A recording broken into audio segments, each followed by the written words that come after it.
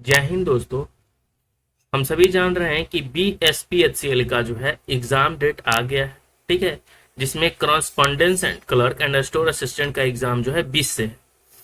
तो अभी जो भी समय शेष है, ठीक है, तो डेली हम लोग जो है एक प्रैक्टिस सेट कर लेंगे जो फुल सेट 100 क्वेश्चन का रहने वाला है। जिसमें से हम आपको बता दें तो कंप्यूटर के प्रश्नों की संख्या जो है 20 पूछी जाएगी। ठीक है, हिंदी में प्रश्नों की संख्या 15, इंग्लिश में प्रश्नों की संख्या 15 रहेंगी और मैथ में आपको 10 क्वेश्चन देखने को मिलेगा और रीजनिंग में जो है 20 क्वेश्चन आपको देखने को मिलेगा और जीके जीएस में भी आपको 20 क्वेश्चन आपको देखने को मिलेगा। यानी जीके जीएस, रीजनिंग और कंप्यूटर का वेटेज क्या है, अच्छा है। और हिंदी इंग्लिश और मैथ, हिंदी इंग्लिश का भी ठीक है और मैथ का 10 प्रश्न रहने वाला है। तो चलिए इस प्रैक्टिस सेट को हम देखेंगे और हूबहू ऐसे ही आपको एग्जाम में क्वेश्चन देखने को मिलेगा। तो ये हमारा जो है फुल सेट है क्वेश्चन, यानी फुल सेट 100 क्वेश्चन का हम लोग देखने वाले हैं, सेट नंबर 2। इससे पहले हमने जो है सेट नंबर फर्स्ट करवा रखा था, लेकिन एग्जाम डेट नहीं आ रहा था तो हमने बीच में इसको जो है ड्रॉप किया था। ठीक है, तो जो भी समय शेष है इनफ होगा आपको एग्जाम के लिए। तो सेट नंबर 2 हम लोग करने वाले हैं। ठीक है, 100% सिलेक्शन जो है प्रैक्टिस टेस्ट हम लोग करेंगे। तो चलिए शुरू करते हैं। तो सेट नंबर हम लोग 2 देख लेते हैं। ये सेट नंबर हमारा 2 है। तो चलिए शुरू करते हैं। तो देखिए, सबसे पहले हम आपको बता दें कि अगर आप नए हैं तो चैनल को जरूर से जरूर सब्सक्राइब कर लीजिएगा।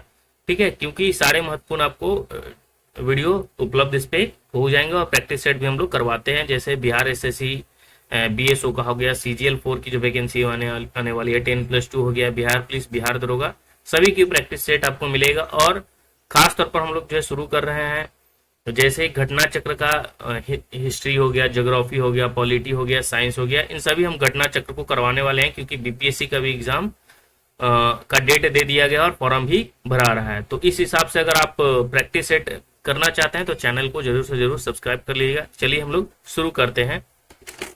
तो पहला क्वेश्चन हमारा है, पहला क्वेश्चन क्या कर रहा है, पहला क्वेश्चन आइए देखते हैं। पहला क्वेश्चन है कि वैशाली में, क्या क्वेश्चन कर रहा है कि वैशाली में जो दूसरा बौद्ध संगीति हुआ था, ठीक है, वैशाली में दूसरा बौद्ध संगीति यानी सेकंड बुद्धिज्म काउंसिल द्वारा संचालित की गई थी। तो किसके द्वारा संचालित किया गया था दूसरा बौद्ध संगीति? बताइए कि दूसरा जो बौद्ध संगीति हुआ था वो किसके द्वारा जो है संचालित किया गया था? तो ऑप्शन क्या है, मुंडा के द्वारा, कालाशोक के द्वारा, सुनिधा के द्वारा या जो है अनिरुद्ध के द्वारा। तो अगर आप क्वेश्चन को पढ़ेंगे सबसे पहले तो आपको समझ में आ जाएगा कि ये जो है किससे संबंधित है। ये बौद्ध धर्म से संबंधित है और ये मौर्य वंश में भी या पूरा जो है प्राचीन इतिहास में भी आपको पढ़ने को मिलेगा। तो देखिए, बौद्ध संगीति हम सभी जानते हैं कि जो बौद्ध संगीतियां हुआ था, जो चार बौद्ध संगीतियां हुआ था। ठीक है, ये चारों जो है ना एग्जाम में पूछा जाता है कि कौन किसके समय में हुआ था। ठीक है, तो आपको जो है ना ध्यान रखना है। अगर आप थोड़ा सा ही पढ़ेंगे तो ऑप्शन से भी अगर आप करने की कोशिश करें तो देखिए, मुंडा आपने देखा ही नहीं होगा नाम, सुनिधा आपने देखा ही होगा नाम और अनिरुद्ध का भी नाम नहीं मिलता है। लेकिन इसमें अगर हम बात करें तो कालाशोक का नाम मिलता है। ठीक, किसका मिलता है? तो कालाशोक का जो है नाम आपको देखने को मिलेगा। तो मेरे भाई इसका जो आंसर हो जाएगा ना वो कालाशोक हो जाएगा। क्या हो जाएगा? कालाशोक हो जाएगा आंसर। तो जो दूसरा बौद्ध संगीति हुआ था वो किसके समय हुआ था? कालाशोक के समय हुआ था। हम आपको बता दें कि जो 4 संगीतियां में पहला जो बौद्ध संगीति हुआ था वो किसके समय हुआ था? तो अजात शत्रु के समय हुआ था। ठीक है, तो अजात शत्रु यानी हरेक वंश का जो है ये संबंधित है अजात शत्रु। ठीक है, किसकी अध्यक्षता में हुआ था? तो पहला बौद्ध संगीति महाकश्यप की अध्यक्षता में हुआ था, अजात शत्रु राजा था और स्थान अगर आपसे पूछ दे पहला तो कहाँ है? राजगृह है, याद रखना है। दूसरा बौद्ध संगीति याद रखना है कि साबाकामी अध्यक्ष थे। अध्यक्ष कौन थे? साबाकामी थे। और राजा कौन था? तो दूसरे के समय कालाशोक था, और दूसरा का पूछ रहा था। ठीक है, और स्थान कौन सा है? तो वैशाली था और बिहार में वैशाली आप सभी जानते हैं। तीसरा बौद्ध संगीति जो हुआ वो मोगली पुत्तिस्म के समय हुआ था। मोगली पुत्तिस्म कौन थे? तो तीसरे बौद्ध संगीति के अध्यक्ष थे। और राजा कौन थे? तो अशोक। ठीक है, तो ये ध्यान रखना, ये तीसरा जो हुआ था अशोक के समय हुआ था और कहाँ पे? पाटलिपुत्र में हुआ था, जो पटना का प्राचीन नाम है। चौथा बौद्ध संगीति की बात करें तो वसुमित्र अशोक घोष थे अध्यक्ष। ठीक है, किसके समकालीन में? तो ये कनिष्क के समकालीन में कहाँ पे हुआ था? कुंडलवन कश्मीर में हुआ था। तो हमने चारों देखा, पहला महाकश्यप के समय, दूसरा साबाकामी, तीसरा मोगलीपुत्र में, चौथा वसुमित्र अध्यक्ष थे। राजा में याद रखना है अजातशत्रु पहले थे, दूसरा हुआ था तो कालाशोक थे, तीसरा जो था अशोक था, और चौथा जो था कनिष्क। ठीक है, पहला किस स्थान पे? राजगिरी में, दूसरा किस स्थान पे? वैशाली में, और तीसरा पाटलिपुत्र में, और चौथा कुंडलवन कश्मीर में हुआ था। तो आई होप कि यहाँ पे आपको पता चला होगा। चलिए सेकंड नंबर हम लोग क्वेश्चन देख लेते हैं। सेकंड नंबर क्वेश्चन कह रहा है कि इनमें से किसके द्वारा दिल्ली सल्तनत में इकता प्रणाली, अब बताइए दिल्ली सल्तनत जब था तो उसमें इकता प्रणाली को संस्थागत रूप से लागू किया गया था, किसके द्वारा किया गया था? इल्तुतमिश। इकता प्रणाली, इकता इल्तुतमिश, याद रखना इकता प्रणाली क्या था? इल्तुतमिश ने जो है लागू किया था, ये ध्यान रखना। इकता प्रणाली किसने लागू किया था? तो इल्तुतमिश ने लागू किया था। और इसकी शुरुआत कब की गई थी? तो ये भी ध्यान रखना कि इसने जो है ना 1226 में इसकी शुरुआत की थी। ठीक है, कब शुरुआत की थी? तो 1226 में इसकी शुरुआत की थी, 1226 में, ये ध्यान रखना है। 1226 ईस्वी में इसने क्या थी? शुरुआत की थी, ये ध्यान रखना है। ठीक है, ये जो न था ना जमीन पे जो है कर लाया था, कर लाने की जो है तरीका, ठीक है, उससे संबंधित है, ये ध्यान रखना है। जो नौकरशाही को जो है, कहने का मतलब इकता जो था एक भूखंड होता था जिसके जो है नियंत्रणकर्ता को मुक्ति या वली कहा जाता था। जो इकता को नियंत्रण करता था उसको मुक्ति या वली कहा जाता था। और इस भू क्षेत्र में कानून व्यवस्था के साथ भू राजस्व की वसूली करवाता था तथा इस राजस्व का एक हिस्सा जो है केंद्र को यानी फवाजिल के रूप में भेजता था। इकतादार का जो पद होता था ना, जो इकता वसूलता था, वो इकतादार का पद वंशानुगत होता था। तो ये ध्यान रखना, इंपॉर्टेंट ये होता है कि इकता जो प्रणाली है किससे संबंधित है? तो इल्तुतमिश से संबंधित है। नाम में इकता, इल्तुतमिश। ठीक है, चलिए नेक्स्ट हम लोग क्वेश्चन देख लेते हैं। थर्ड नंबर क्वेश्चन हमारा है। थर्ड नंबर क्वेश्चन कह रहा है कि कहा में जो है शुरू की नई राजस्व प्रणाली को जो है रैयतबारी बंदोबस्त कहा जाता है। ठीक है, अब बताइए रैयतबारी बंदोबस्त जो है किस रूप में जाना जाता है? रैयतबारी बंदोबस्त। तो देखिए ये रैयतबारी जो है ना बॉम्बे डेकन में शुरू की गई थी। रैयतबारी बंदोबस्त कहाँ पे? बॉम्बे डेकन में, ये ध्यान रखना है। तो बॉम्बे डेकन में शुरू की गई जो नई राजस्व प्रणाली था जिसे हम रैयतबारी बंदोबस्त के रूप में भी जानते हैं। ठीक है, इसमें क्या होता था कि सरकार और किसान के बीच सीधा समझौता और भूमि का राजस्व वार्षिक आधार पर तय किया जाता था। और यह व्यवस्था जो है 1792 ईस्वी में मद्रास प्रेसिडेंसी के बरामहल जिले में सबसे पहले कर्नल रीड के द्वारा जो है लागू किया गया था। किसके द्वारा? कर्नल रीड के द्वारा। ठीक है, और व्यवस्थित रूप से 1820 में इसे जो है मद्रास में लागू किया गया था टॉमस मुनरो के द्वारा 1820 में, ये ध्यान रखना है। चलिए 4 नंबर क्वेश्चन देख लेते हैं। 4 नंबर क्वेश्चन क्या कर रहा है? 4 नंबर है क्वेश्चन कि मुस्लिम लीग की स्थापना किस शहर में हुआ था? बताइए मुस्लिम लीग की स्थापना जो हुआ था वो किस शहर में हुआ था? तो देखिए मुस्लिम लीग की अगर हम बात करें तो मुस्लिम लीग की जो स्थापना हुआ था वो बांग्लादेश ढाका में हुआ था। कहाँ पे हुआ था? बांग्लादेश की राजधानी वर्तमान में अब ढाका है। तो पहले तो बांग्लादेश साथ में ही था, पाकिस्तान भी साथ में था, तो मुस्लिम लीग की स्थापना हुआ था ढाका में। ठीक है, और ये ढाका में कब हुआ था ये भी ध्यान रखना है। इसकी स्थापना किया था कौन, ये भी पूछता है। तो देखिए इसकी स्थापना का श्रेय जाता है सलीमुल्लाह को। ठीक है, किसे जाता है? सलीमुल्लाह को। वही जो है स्थापना करता है सलीमुल्लाह साहब। ठीक है, और ये सलीमुल्लाह जी जो थे वो स्थापना कब करते हैं ये ध्यान रखना है। आपसे पूछ दे क्वेश्चन तो ठीक है, तो यहाँ कंफ्यूजन नहीं होना। तो देखिए इसकी स्थापना का जो श्रेय जाता है सलीमुल्लाह को जाता है। और इसकी स्थापना कब हुआ था? तो 30 अप्रैल 1906 को हुआ था। ठीक है, 30 अप्रैल 1906 को, ये ध्यान रखना है। 30 अप्रैल, ठीक है, 30 अप्रैल 1906 को हुआ था। इसके जो थे अध्यक्ष किसे बनाया गया था? तो आगा खां को जो है अध्यक्ष बनाया गया था। किसे बनाया गया था? आगा खां को। ठीक है, ये ध्यान रखना है। ठीक है, आगा खां को जो है अध्यक्ष बनाया गया था।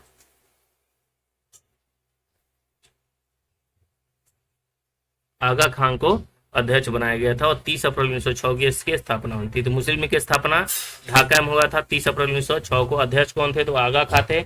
इसकी स्थापना किसने की? सलीमुल्लाह के नेतृत्व में किया गया था। चलिए 5 नंबर क्वेश्चन देख लेते हैं। 5 नंबर क्वेश्चन है कि भारतीय संविधान में बताइए कि शामिल मौलिक कर्तव्यों से संबंधित खंड से अंगीकृत किया गया है। तो देखिए मौलिक कर्तव्य कहाँ से अंगीकृत किया गया, तो हम सभी जानते हैं कि मौलिक जो है कर्तव्य तो यूएसएसआर यानी रूस, रसिया, ये ध्यान रखना। मौलिक कर्तव्य कहाँ से, तो मौलिक कर्तव्य जो है ना कहाँ से, तो याद रखना सीधा मौलिक कर्तव्य कहाँ से किया गया है, तो यूएसएसआर से किया गया है, यूएसएसआर यानी रूस से किया गया है, ये ध्यान रखना है आपको।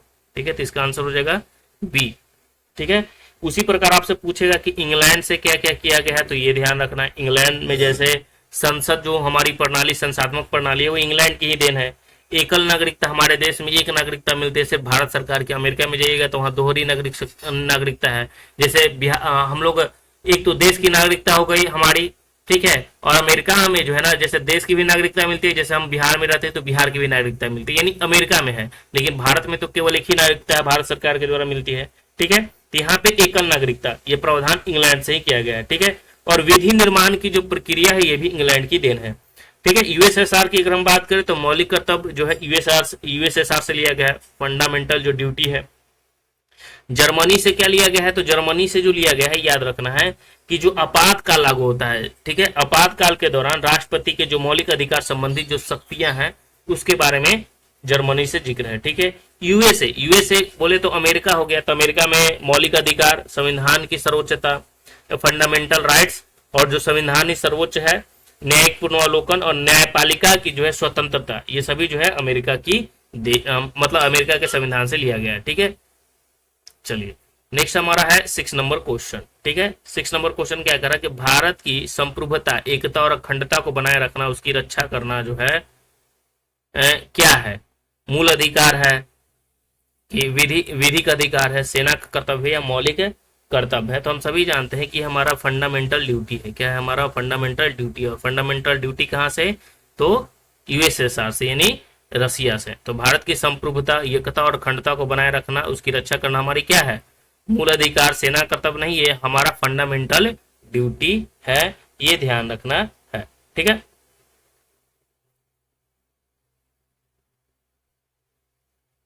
और ये भी ध्यान रखना है कि जो मौलिक कर्तव्य को जोड़ा गया वो कब जोड़ा गया था, तो देखिए सरदार सोनसी समिति की सिफारिश पर वर्ष 1976 में 42वें संविधान संशोधन के द्वारा मौलिक कर्तव्य को संविधान में जोड़ा गया था।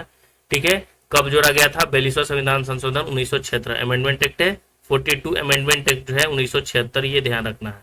ठीक है, 42वां संविधान संशोधन 1976 के द्वारा जो इसे संविधान में जोड़ा गया था। और अगर भाग पूछे तो भाग कौन सा मौलिक कर्तव्य का, तो ये भी ध्यान रखना है, भाग जो है 4 है। ठीक है, आर्टिकल आपसे पूछे कि अनुच्छेद कितना है, भाई अनुच्छेद बता दीजिए, तो अनुच्छेद जो है 51, आपको पता ही होगा, अनुच्छेद 51। ठीक है, तो अनुच्छेद 51 के क के तहत जो है इसको क्या रखा गया है, अनुच्छेद 51 के क के तहत, ये ध्यान रखना है। ठीक है, चलिए तो आगे देख लेते हैं हम लोग क्वेश्चन नंबर 7 नंबर क्वेश्चन क्या करा कि संसद के 2 क्रमिक सत्रों के बीच अधिकतम कितनी, यानी संसद के 2 क्रमिक जो है सत्रों के बीच जो है कितना अंतराल होता है। ठीक है, तो हम सभी जानते हैं कि ज्यादा से ज्यादा जो है 6 महीना का अंतर हो सकता है। ठीक है, यानी 6 माह होता है, यानी संसद के सत्र को कम से कम वर्ष में 2 बार बुलाया जाना चाहिए।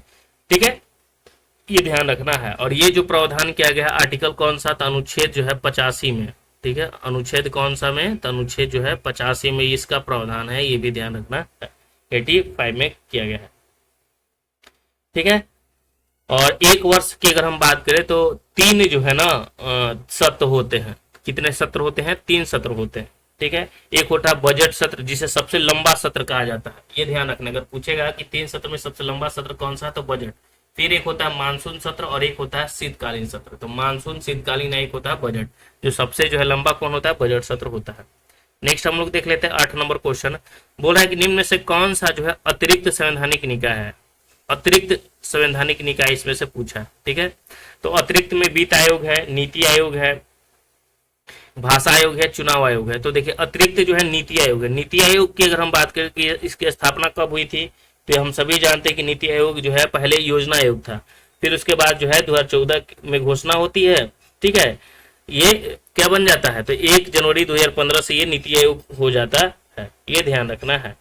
ठीक है, अगर आपसे वित्त आयोग पूछे तो वित्त आयोग अनुच्छेद पूछता है, बार बार तो याद रखना है, वित्त आयोग का अनुच्छेद 280 है। ठीक है, ये अनुच्छेद पूछता है, वित्त आयोग अनुच्छेद 280 है। चुनाव आयोग पूछे देगा 324 है। ये सभी जो है क्या है, संवैधानिक है। ठीक है, ठीक है। भाषा अगर आपसे पूछे तो भाषा का प्रावधान अनुच्छेद 344 भाग 17। ठीक है, 344 भाग 17, ये भी ध्यान रखना है, भाषा। ठीक है, तो अतिरिक्त संवैधानिक है, नीति आयोग है। नीति आयोग के जो अध्यक्ष होता है वो कौन होता है? नीति आयोग का एक पूरा जो है पावर रहता है किसके पास? प्रधानमंत्री के पास ही होता है। ठीक है, नेक्स्ट हमारा है कि सूर्य के 72 क्षेत्र को किस नाम से जाना जाता है? सूर्य का जो 72 से क्षेत्र है उसको किस नाम से जाना जाता है? तो कोरोना के नाम से जाना जाता है। ये कोरोना जो है महामारी नहीं है, कोरोना वायरस वाला कोरोना नहीं है। सूर्य की जो बाहरी जो भाग होता है उसे क्या कहा जाता है? सूर्य किरीट कहा जाता है, जिसे कोरोना आपको देखने को मिलेगा। सूर्य किरीट यानी कोरोना अंग्रेजी में, और ऐसे हिंदी में सूर्य किरीट कहा जाता है। ठीक है, ये ध्यान रखना है। यही जो सूर्य किरीट है एक किरणें उत्सर्जित करता है और इसे सूर्य का मुकुट भी कहा जाता है कोरोना को, ये भी ध्यान रखना है। और सूर्य अगर ग्रहण होता है तो सूर्य किरण से ही प्रकाश की क्या होता है? प्राप्ति होती है, ये ध्यान रखना है। चलिए आगे क्वेश्चन हम लोग देख लेते हैं। 10 नंबर क्वेश्चन। 10 नंबर क्वेश्चन हमारा है कि निम्नलिखित में से कौन सी गर्म पानी की धारा नहीं है? अब बताइए कि गर्म पानी की धारा इसमें से पूछा नहीं। हमबोल्ट धारा, ठीक है, यूरेशिया धारा, अलास्का धारा या त्यूसीमा धारा। तो देखिए हमबोल्ट जो है ना, ये गर्म पानी की धारा नहीं है। ठीक है, हमबोल्ट जो धारा है दक्षिण प्रशांत महासागर में दक्षिण अमेरिका के पश्चिमी तट पर दक्षिण से उत्तर की ओर बहने वाली ये ठंडी जलधारा है, ये ध्यान रखना है। ठीक है, और इसे पेरू की धारा भी कहा जाता है हमबोल्ट को। ठीक है, और ये जो एक वैज्ञानिक है जर्मन के, ठीक है, अलेक्जेंडर वान हमबोल्ट, उन्हीं के नाम पर ये रखा गया है। ठीक है, और जिन्होंने इस धारा की खोज की थी वान हमबोल्ट साहब, इसलिए उन्हीं नाम पर ये रखा गया है। इसे पेरू की धारा भी कहा जाता है। नेक्स्ट है क्वेश्चन कि रोहतांग दर्रा, ठीक है, रोहतांग दर्रा जो है किस राज्य में स्थित है? ठीक है, तो रोहतांग दर्रा के बारे में पूछ रहा है हमसे। तो रोहतांग दर्रा जो है हम सभी जानते हैं कि हिमाचल प्रदेश में है रोहतांग दर्रा। ठीक है, रोहतांग दर्रा कहाँ है? हिमाचल प्रदेश में। देखिए यहाँ पे आपको 10 नंबर क्वेश्चन में यहाँ पे आपको दिख रहा होगा किरोसिया धारा। क्यूरेशिया की जलधारा जो है ना वो प्रशांत महासागर में ये गर्म है। ठीक है, हमबोल्ट की जलधारा की अगर हम बात करें तो कहाँ की है? तो ये प्रशांत दक्षिणी प्रशांत महासागर की, लेकिन ठंडी है। लेकिन क्यूरेशिया की जलधारा है प्रशांत महासागर की, लेकिन ये गर्म है। अलास्का की जो है ये भी प्रशांत महासागर की, ये भी क्या है? गर्म है। और गल्फ स्ट्रीम की अगर हम बात करें तो क्या है? तो गल्फ स्ट्रीम अटलांटिक महासागर की, वो भी क्या है? तो गर्म है। ठीक है, और हमबोल्ट जो है ठंडी जलधारा, ये ध्यान रखना है। तो हिमाचल प्रदेश में हमने देख लिया। ठीक है, और अगर आपसे पूछे कि उत्तराखंड में कौन सा दर्रा है तो बहुत सारा दर्रा है। जैसे मनाला दर्रा उत्तराखंड का है, नथुल्ला दर्रा जो है सिक्किम का है, बोमला दर्रा जो है अरुणाचल प्रदेश का है। तो ये दर्रा से क्वेश्चन याद रखना है। चलिए अगला क्वेश्चन हम देख लेते हैं। 12 नंबर क्वेश्चन बोल रहा है कि संकर तिलहनों की बुआई की वजह से खाद्य तेल के उत्पादन में अचानक हुई वृद्धि को किस क्रांति के नाम से जाना जाता है? तो यहाँ पे तिलहन पूछ रहा है। तो तिलहन हम सभी जानते हैं, तिलहन जो है संकर तिलहनों की बुआई की वजह से खाद्य तेल के उत्पादन में अचानक हुई वृद्धि को किस क्रांति के नाम से जाना जाता है? तो तिलहन हम सभी जानते हैं, तिलहन किसको? सरसों कहा जाता है। और कैसा कलर का होता है भाई? पीला होता है। तो तिलहन जो है वो पीली क्रांति से संबंधित है। किससे संबंधित है? पीली क्रांति से। ठीक है, तो इसी प्रकार बहुत सारा ऑप्शन में भी दिया है। जैसे काली क्रांति आपसे पूछे तो पेट्रोलियम उत्पादन जो है काली क्रांति। जैसे ही पूछे कि काली क्रांति किससे संबंधित है तो पेट्रोलियम उत्पादन से है। ठीक है, स्वर्ण क्रांति आपसे पूछेगा तो बागवानी है, शहद और फल उत्पादन है। ठीक है, उसी प्रकार भूरी क्रांति आपसे पूछेगा तो भूरी जो है ना जो चमड़ा उत्पादन होता है या कोको उत्पादन, वो भूरी संबंधित है। तो याद रखना है काली क्रांति पेट्रोलियम से, स्वर्ण क्रांति पूछे तो बागवानी से, शहद से, फल उत्पादन से स्वर्ण क्रांति। ठीक है, पीली तिलहन से। भूरी क्रांति पूछे तो चमड़ा उद्योग, कोको उत्पादन से। हरित क्रांति पूछता है खदान उत्पादन। रजत क्रांति पूछता है अंडा या कुक्कुट उत्पादन। गुलाबी क्रांति पूछेगा तो झींगा मछली उत्पादन। ठीक है, प्याज उत्पादन या औषधि उत्पादन गुलाबी है। ठीक है, और गोल क्रांति पूछेगा तो आलू से है। ठीक है, इसी प्रकार जो है पूछता है। ठीक है, लाल क्रांति टमाटर से है। नेक्स्ट है हमारा 13 नंबर क्वेश्चन। ठीक है, 13 नंबर क्वेश्चन कर रहा है कि भारत की एकमात्र नौसेना विमानन संग्रहालय नेवल एविएशन म्यूजियम जो है किस राज्य में संबंधित है? ठीक है, तो बताइए नौसेना विमानन जो है संग्रहालय किस राज्य में है? तो गोवा में है। कहाँ पे है? ये ध्यान रखना है, गोवा में है। ठीक है, चलिए ये भारत का एकमात्र है नौसेना विमानन संग्रहालय जो गोवा राज्य में वास्को डिगामा से 6 किलोमीटर की दूरी पर जो है ना बोलमालो में स्थित है, ये ध्यान रखना है। ठीक है, चलिए आगे देख लेते हैं हम लोग 14 नंबर क्वेश्चन। 14 नंबर क्वेश्चन हम लोग 14 नंबर क्वेश्चन है कि दबाव दबाव का एसआई इकाई क्या होता है। बताओ कि दबाव का एसआई मात्रक क्या होता है। ये कोई पूछने वाली बात है। दबाव का एसआई मात्रक हम सभी जानते हैं कि पास्कल होता है, लेकिन दाब बराबर क्या होता है, बल बटा क्षेत्रफल। तो जब भी दाब एक कौन सा राशि है, तो एक अदिश राशि है, तो इसका क्या हो जाएगा, बल बटा क्षेत्रफल न्यूटन प्रति वर्ग मीटर, न्यूटन प्रति वर्ग मीटर, यानी इसका आंसर हो जाएगा बी। ठीक है, ये ध्यान रखना है। चलिए आगे देख लेते हैं क्वेश्चन हम लोग। नेक्स्ट है क्वेश्चन हमारा 15 नंबर क्वेश्चन। 15 नंबर क्वेश्चन कह रहा है कि प्रकाशित प्रकाशिक तंतु किस सिद्धांत पर कार्य करता है। बताइए प्रकाशिक जो तंतु होता है वो किस सिद्धांत पर कार्य करता है। तो प्रकाशित तंतु जो होता है पूर्ण आंतरिक प्रवर्तन पर कार्य करता है। किस पे कार्य करता है, तो पूर्ण आंतरिक प्रवर्तन पे कार्य करता है, ये ध्यान रखना है। चलिए नेक्स्ट है क्वेश्चन हम लोग 60 नंबर क्वेश्चन देख लेते हैं। ठीक है, 60 नंबर की अगर हम बात करें तो निम्नलिखित में से किसका उपयोग खाना पकाने के लिए गया था। बताइए खाना पकाने के लिए हम किसका इस्तेमाल करते हैं, खाना को पकाने के लिए हम किसका इस्तेमाल करते हैं। तो हम सभी जानते हैं कि जो गैस होता है वो कौन सा गैस होता है, द्रवित पेट्रोलियम गैस होता है। ठीक है, द्रवित पेट्रोलियम गैस, जैसे एलपीजी हम कहते हैं उस गैस को क्या कहते हैं, एलपीजी। ये आपको पता होगा, लिक्विड पेट्रोलियम गैस, यही तो है द्रवित पेट्रोलियम गैस। ठीक है, एलपीजी, ये ध्यान रखना है। तो एलपीजी देखिएगा क्या होता है कि गंध एक होता है उसमें। ठीक है, जैसे ही लीकेज करता है ना तो महकता है। तो पहले क्या किया गया था कि उसे कहा गया कि कितना खतरनाक होता है, अब लीकेज हो और गैस ना महके तो दिक्कत हो जाएगा। तो इसलिए उसमें क्या किया जाता है एलपीजी में ना कि एथिल मरकैप्टन मिलाया जाता है। क्या मिलाया जाता है, एथिल मरकैप्टन। एथिल मरकैप्टन का सूत्र भी याद रखना, C2H5SH। ठीक है, ये एथिल मरकैप्टन है। इसको जो है गैस में मिलाया जाए ताकि गैस अगर रिसाव हो तो पता चले कि जो है गैस क्या हो रहा है, लीक हो रहा है। ठीक है, तो ये ध्यान रखना है। ठीक है, गैस को लीक होने से पता करने के लिए, ठीक है, आसानी से पहचानने के लिए इसमें C2H5SH यानी एथिल मरकैप्टन, मिथाइल नहीं एथिल मरकैप्टन इसमें मिलाया जाता है। ठीक है, नेक्स्ट हमारा है क्वेश्चन 17 नंबर।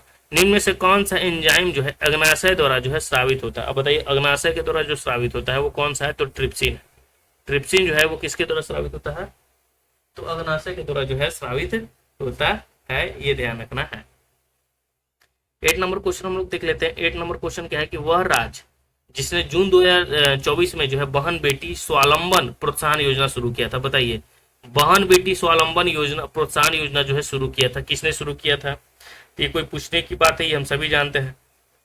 ठीक है, ये जो है झारखंड ने शुरू किया था। किसने शुरू किया था, तो झारखंड ने शुरू किया था। बहन बेटी स्वावलंबन प्रोत्साहन योजना झारखंड ने शुरू किया था। ठीक है, गुजरात बिहार और मध्य प्रदेश ने नहीं, झारखंड ने शुरू किया था। देखिए यहाँ पे हमने देख रहे हैं ट्रिप्सिन के बारे में, तो एक ट्रिप्सिन जो है अग्नाशय के द्वारा स्रावित होता है, ये ध्यान रखना है। ठीक है, तो ये क्या करता है ना कि प्रोटीन को जो है ना, प्रोटीन और पेप्टोन को पॉलीपेप्टाइड्स तथा अमीनो अम्ल में परिवर्तन करता है। ट्रिप्सिन क्या करता है, तो प्रोटीन एवं पेप्टोन को पॉलीपेप्टाइड्स तथा अमीनो अम्ल में जो है कर देता है। ठीक है, 17 नंबर हम देख रहे हैं।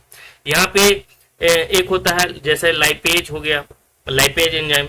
ठीक है, लाइपेज क्या करता है, यह जो है इमल्सिफाइड वसाओं को ग्लिसरीन तथा फैटी एसिड में बदल देता है।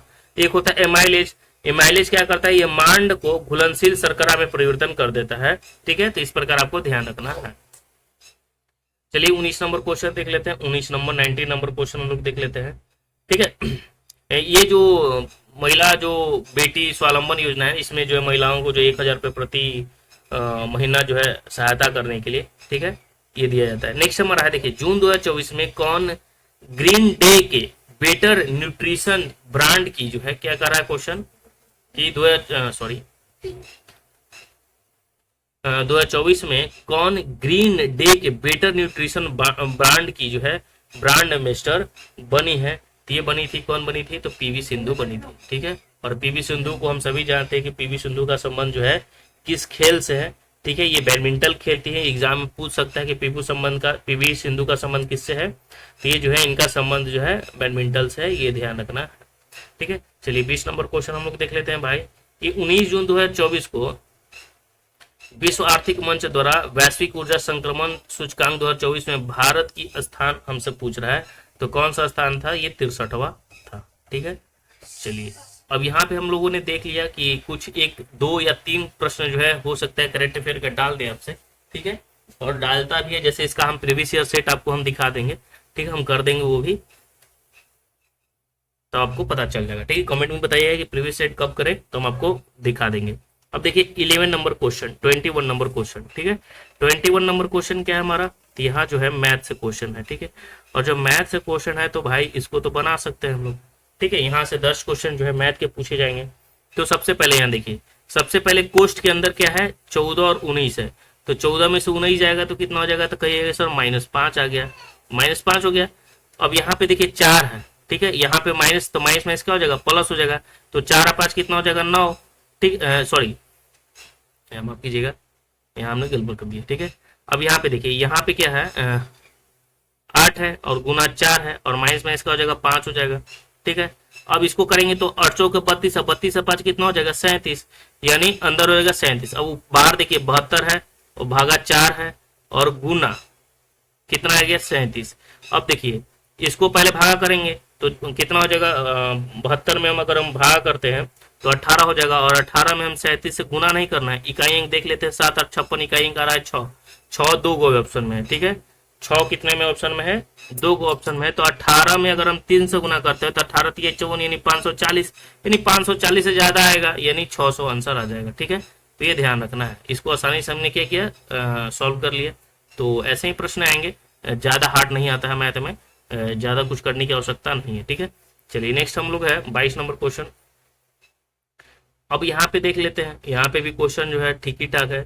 अब देखिए 3.7 का क्यूब -3 इंटू 3.7 का स्क्वायर इंटू 3.7, फिर 3 इंटू 3.7 गुने 0.7 का स्क्वायर माइनस 0.7 का क्यूब। अब यहाँ पे देखिए क्या क्या करना है, मान लेते हैं 3.7 ए है, यानी देखिए ए क्यू है, ठीक है, और माइनस 3a स्क्वायर क्या है, बी इसको मान लेते हैं, और प्लस 3ab स्क्वायर है, 3ab स्क्वायर है, ठीक है, और माइनस बी क्यू है। अब बताइए इसमें कोई बड़ी बात है, हम सभी जानते हैं कि a माइनस बी का ये क्यू का फॉर्मूला लिखा हुआ है, a माइनस बी का क्यू का ये फॉर्मूला है। अब a कितना है, तो a जो है 3.7 है और b कितना है, तो b कहिएगा कि 0.7 है, तो 3 में से 7 जाएगा तो कितना हो जाएगा, तो कहिएगा कि सर ये तो 2 हो जाएगा, 3 हो जाएगा, और 3 का क्यू कर देंगे तो 3 3 होती है, कितना हो जाएगा 27।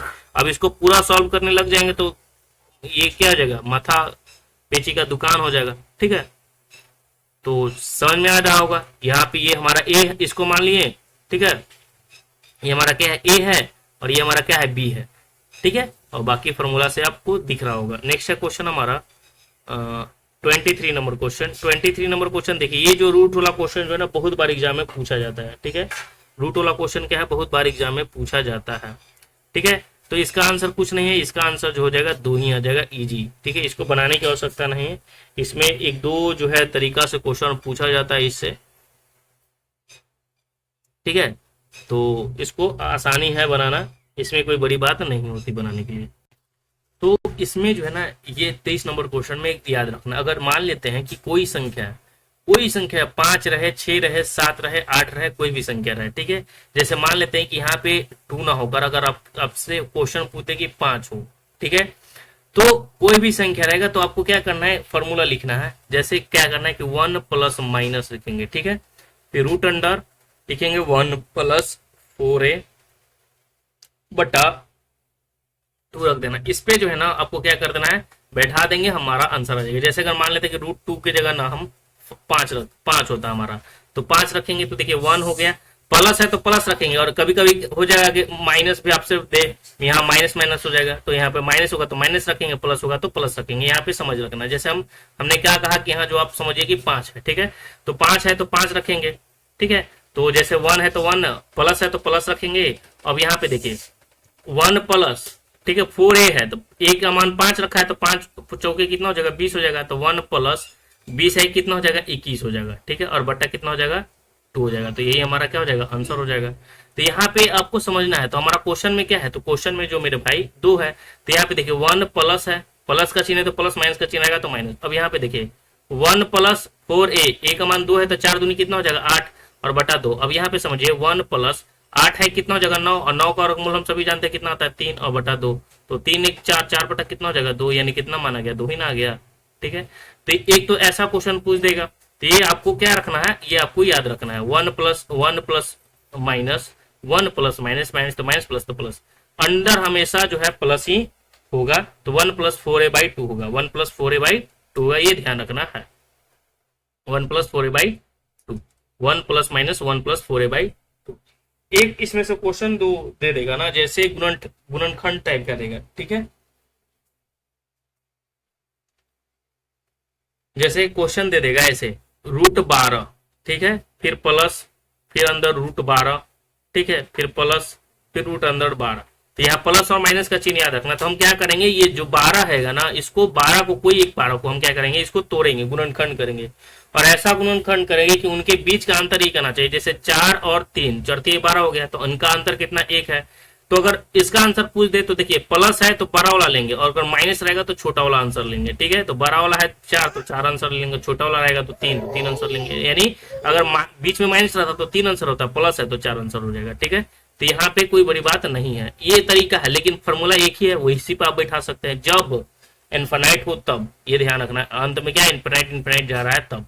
चलिए नेक्स्ट है हमारा क्वेश्चन 24 नंबर क्वेश्चन, बोल रहा है कि किसी वस्तु को जो है कितना में बेचा जा रहा है, तो 211.20 रुपए में बेचने पर एक व्यापारी को जो है 12% की हानि होती है। ठीक है, कितना हानि हो रही है, 12% की हानि होती है। यदि वो इसे कितना में बेचता, 248.40 में बेचता, तो उसे हानि और लाभ प्रतिशत ज्ञात करना है।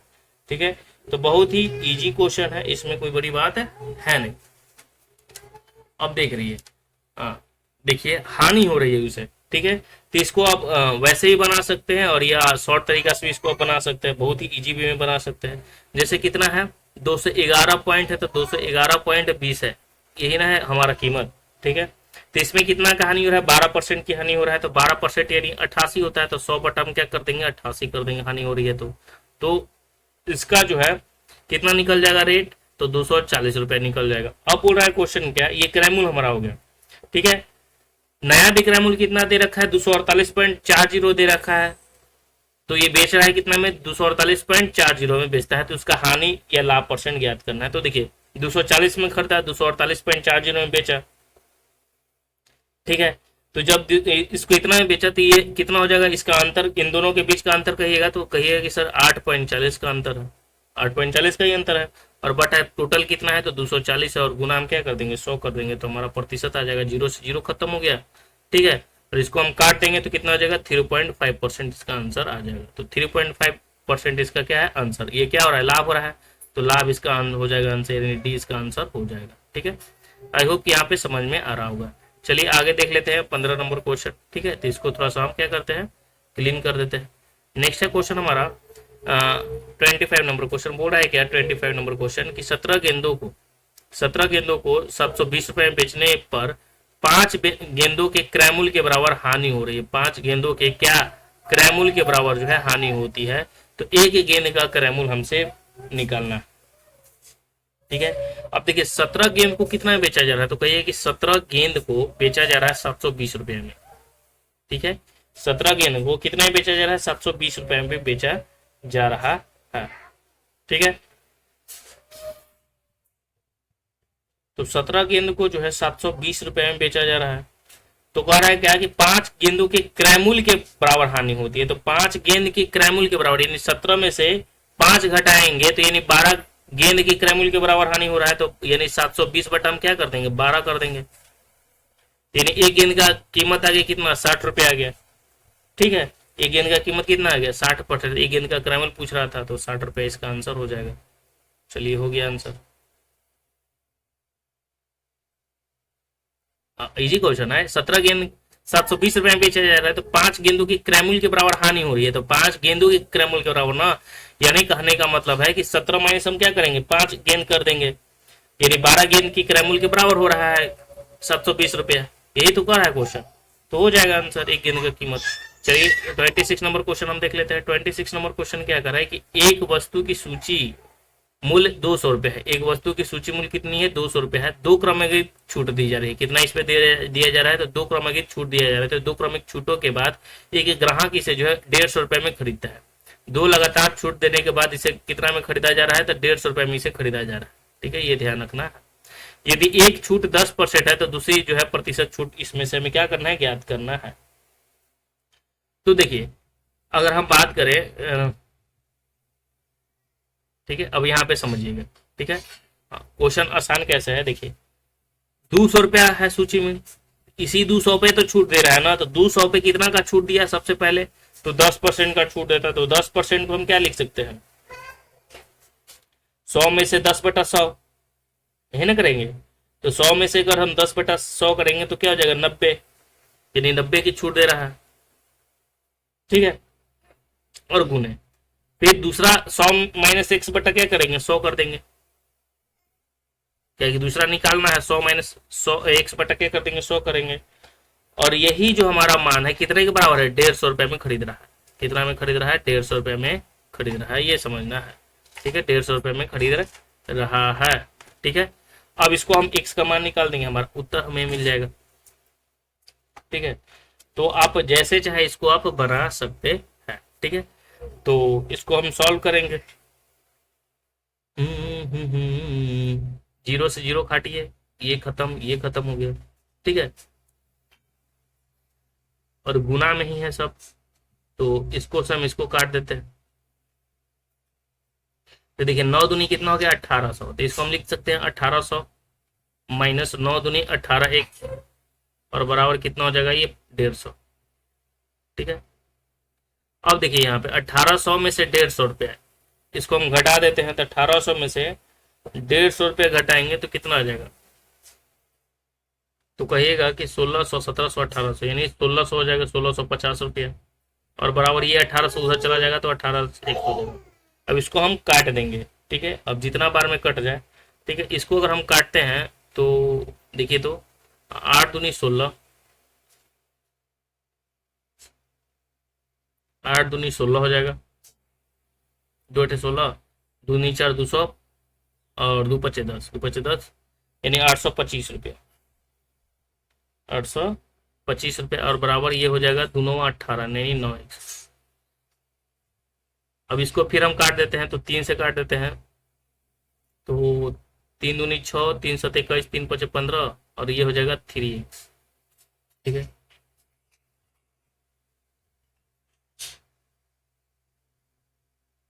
हाँ कहीं सॉल्व गलत किए, क्या किए, कहीं कुछ तो गड़बड़ कर दिए हैं। ठीक है, ठीक है, यहाँ इसको सॉल्व हमने कहीं पे गलत किया है, कहाँ गलत किया है, फिर से देख लेते हैं, फिर से। देखिए क्वेश्चन क्या है कि 200 रुपया मूल है, तो 200 पे ही हम क्या 200 पे ही हम छूट देते हैं, तो देखिए 200 है तो 200 लिखेंगे। ठीक है, और गुना 100 में हम 10 छूट दे रहे हैं, तो 90/100 हो जाएगा, 90/100 हो जाएगा।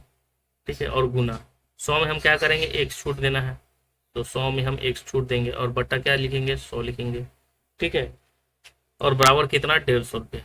ठीक है, अब इसको जो है हम कटपुट करते हैं, तो देखिए हाँ यही गड़बड़ कर दिए थे, ये सिर्फ 2 हो जाएगा। ठीक है, और 1 0 से ये 1 0 खत्म हो गया, 1 0 से ये 1 0 खत्म हो गया। चलिए, तो ये तो खत्म यहाँ पे हो गया, और अगर काटने बने तो हम काट सकते हैं इसको भी छोड़ दें हैं। ठीक है, अब देखिए यह 9 दूनी कितना हो जाएगा,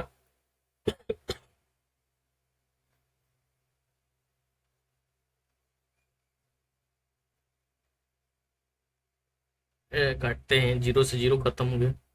ठीक है, और 2 बचे कितना हो जाएगा, 5। अब यहाँ पे देखिए तिरछा तिरछा से मल्टीप्लीकेशन हो जाता है, यहाँ पे 9 बच गया ना, तो 900 हो जाएगा x, 900 और माइनस 9x हो जाएगा, और बराबर 150 पचे 15 पचे 75, यानी 750 हो जाएगा। यहाँ पे आपको समझ में आ रहा होगा। अब यहाँ पे देखिए 900x है तो उधर चला जाएगा, तो 900 में से 750 घटाएंगे, तो 900 में 750 घटाएंगे तो कहिएगा कि 150 आ जाएगा, और बराबर उधर चला गया 9x।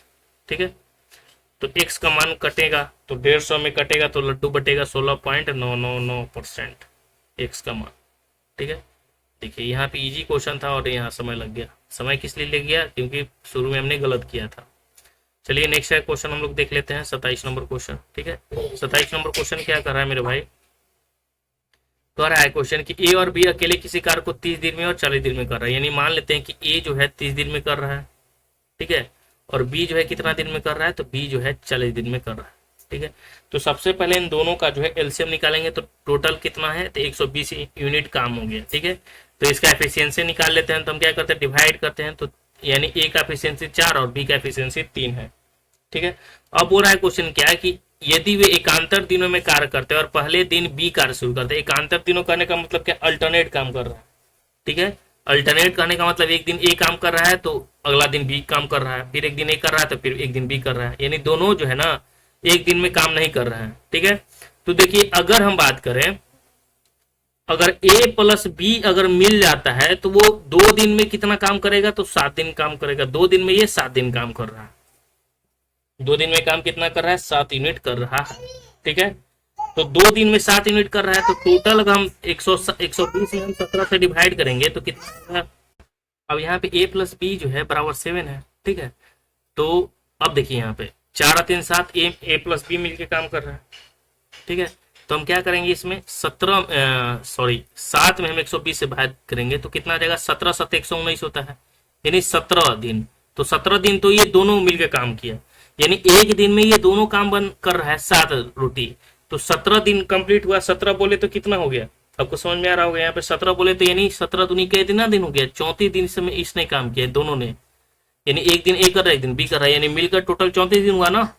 ठीक है, तो 17 दूनी 34, यानी 34 दिन इसने काम किया। लेकिन आप यहाँ पे देख रहे हैं कि 120 में 119 ही काम हुआ, यानी एक काम बच गया। तो काम शुरू कौन किया था? तो यहाँ पे आप देख रहे हैं कि काम जो शुरू किया था वो बी शुरू कर रहा है, तो काम खत्म भी कौन करेगा?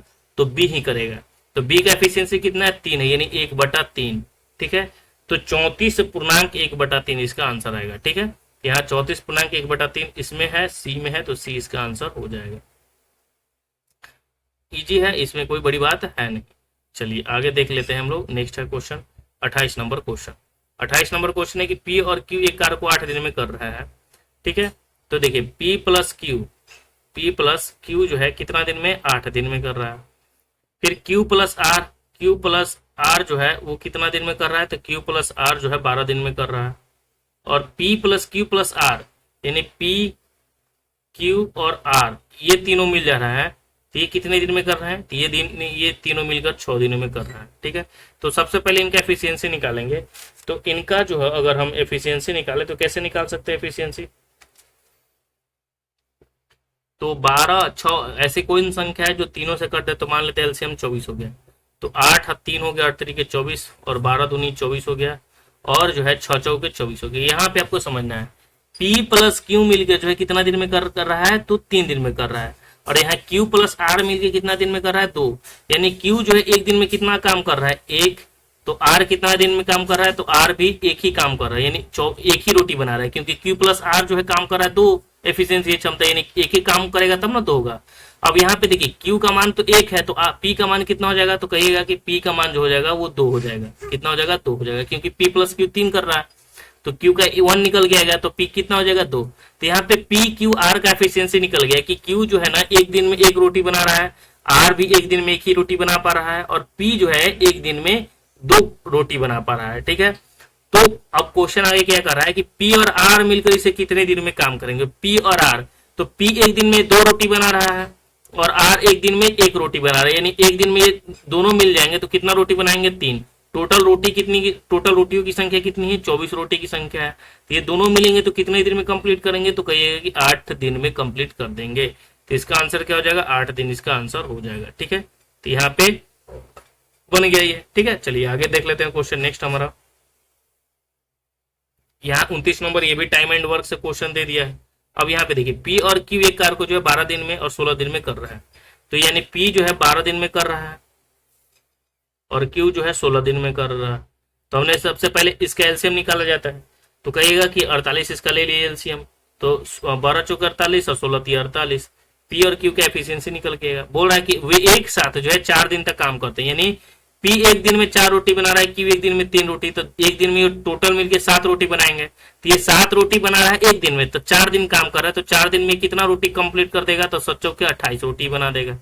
ठीक है, तो कार का कितना भाग शेष रह गया है, तो देखिए 48 है रोटी, रोटी कितना है टोटल जो है 48 रोटी है, 48 में से 28 जो है काम क्या हो गया, कंप्लीट हो गया। तो 48 में से 28 कंप्लीट हो गया, तो बच गया कितना, तो कहिएगा कि 20 रोटी जो है बच गया। कितना है, 20 रोटी बच गया। ठीक है, तो 20 रोटी बच गया, तो कार का ये कितना भाग है, तो कार का ये 5/12 भाग है। बोल रहा है कि कार का कितना भाग शेष बच जाएगा, तो 48 में 48 जो है 20 का कितना गुना है, तो इसमें कोई बड़ी बात है, काट देना है। ठीक है,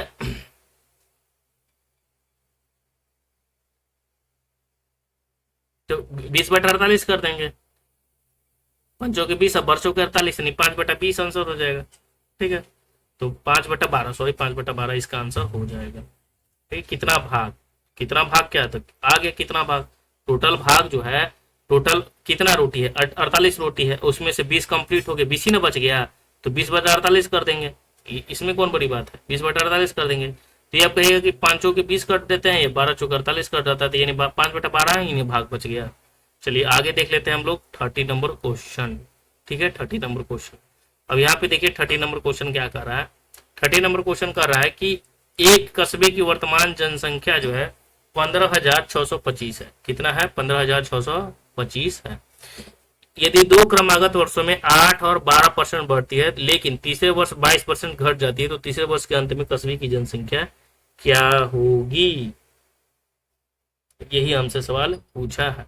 ठीक है, तो देखिए मैथ के क्वेश्चन जो है शायद 15 क्वेश्चन, ठीक है 15 क्वेश्चन मैथ के होंगे, 15 क्वेश्चन रीजनिंग। देखिए यहाँ पे, तो एक कस्बे की वर्तमान जनसंख्या 15,625 है। यदि 2 क्रमागत वर्षों में 8% और 12% बढ़ता है, 2 क्रमागत वर्षों में कितना बढ़ रहा है, 12% और 8%, तो टोटल कितना पड़ेगा, तो हम बढ़ोतरी, वो 2 वर्षों में बढ़ोतरी की अगर हम बात करें तो क्या कैसे निकालते हैं, तो लिखेंगे बढ़ रहा है तो 8 + 12 होगा, और प्लस 12 गुने 8 होता है, तो 12 8 96 बटा कितना हो जाएगा 100। तो कितना बढ़ रहा है, तो 12 8 20 और 0.9.6 यानी कितना हो जाएगा 20.96 बढ़ रहा है 2 वर्षों में, यही ना परसेंटेज बढ़ रहा है। और तीसरे वर्षों में कहिएगा कि 22% घट जा रहा है। ठीक है, तीसरे वर्षों में घट कितना रहा है, तो 22% घट रहा है। तो देखिए तीसरा बढ़ा है कितना 20.96, तो तीसरा वर्ष के भी निकाल देंगे 20.96 बढ़ा। ठीक है, और -22 घट गया, और फिर -22 इंटू 96 करते हैं, ये तो आपको पता होगा। ठीक है, तो 22 इंटू 96 हम करेंगे तो कितना आ जाएगा,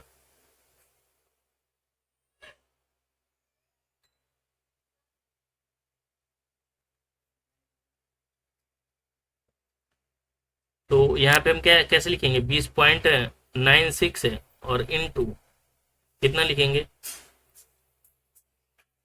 22.20, 22.2, एक सेकेंड एक सेकेंड। ठीक है, तो ये 2 वर्षों में हमने निकाला, तो तीसरा वर्ष में भी हम निकाल देंगे। तीसरा वर्ष में 22% घट गया, तो देखिए 20.96 लिखेंगे। ठीक है, और माइनस कितना घटा है, 22% घटा है।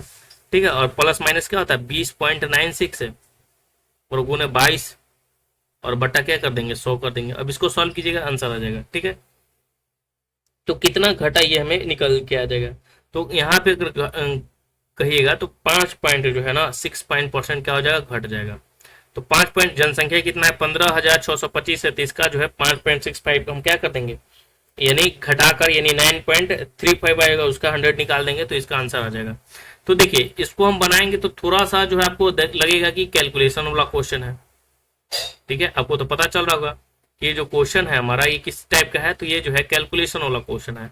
लेकिन क्या हम ऐसे करेंगे क्वेश्चन एग्जाम में, ठीक है, तो यहाँ पे एग्जाम में थोड़ा सा आपको समझना पड़ेगा। यहाँ पे देखिए 2 वर्षों में बढ़ा, तो हमने देखा कि 8 और 12 जो है बढ़ा कितना, तो बढ़ा 20.96। ठीक है, 20.96, लेकिन बढ़ा 20.96 और घट गया कितना, तो 22% घट गया। तो जैसे ही 22% घटा, यानी जो बढ़ा उससे कितना है कम, तो कहिएगा कि 1.4 जो है समथिंग, यानी 1 से जो है थोड़ा सा ज्यादा क्या हो गया, घट गया। तो जब घट गया थोड़ा सा घटा है ना, तो 15,625 से आंसर कम आएगा। ठीक है, तो यहाँ देखिए 13,230 बहुत ज्यादा है। ठीक है, 15,125 इसका परसेंटेज निकालेंगे तो ये भी नहीं आएगा। तो यहाँ पे आप देखिएगा, इसको जो है आप ऑप्शन से दिमाग लगाकर इसको आप टिक कर सकते हैं। तो इसका आंसर कितना हो जाएगा, 14,700 जो है 32 हो जाएगा, 742 हो जाएगा। इतना एक छोटी सी बच्ची बगल में रहती है और वो आ जाती है घूमते घूमते और इतना परेशान करती है कि मत कहिए। ठीक है, नेक्स्ट हमारा है 31 नंबर क्वेश्चन। नेक्स्ट है हमारा क्वेश्चन कि यदि 75 का 20% जो है इतना परसेंट एक्स का मान ज्ञात करना है। ठीक है, तो बहुत ही इजी है, देखिए यहाँ पे समझिए। 75 का 20% कह रहा है क्वेश्चन।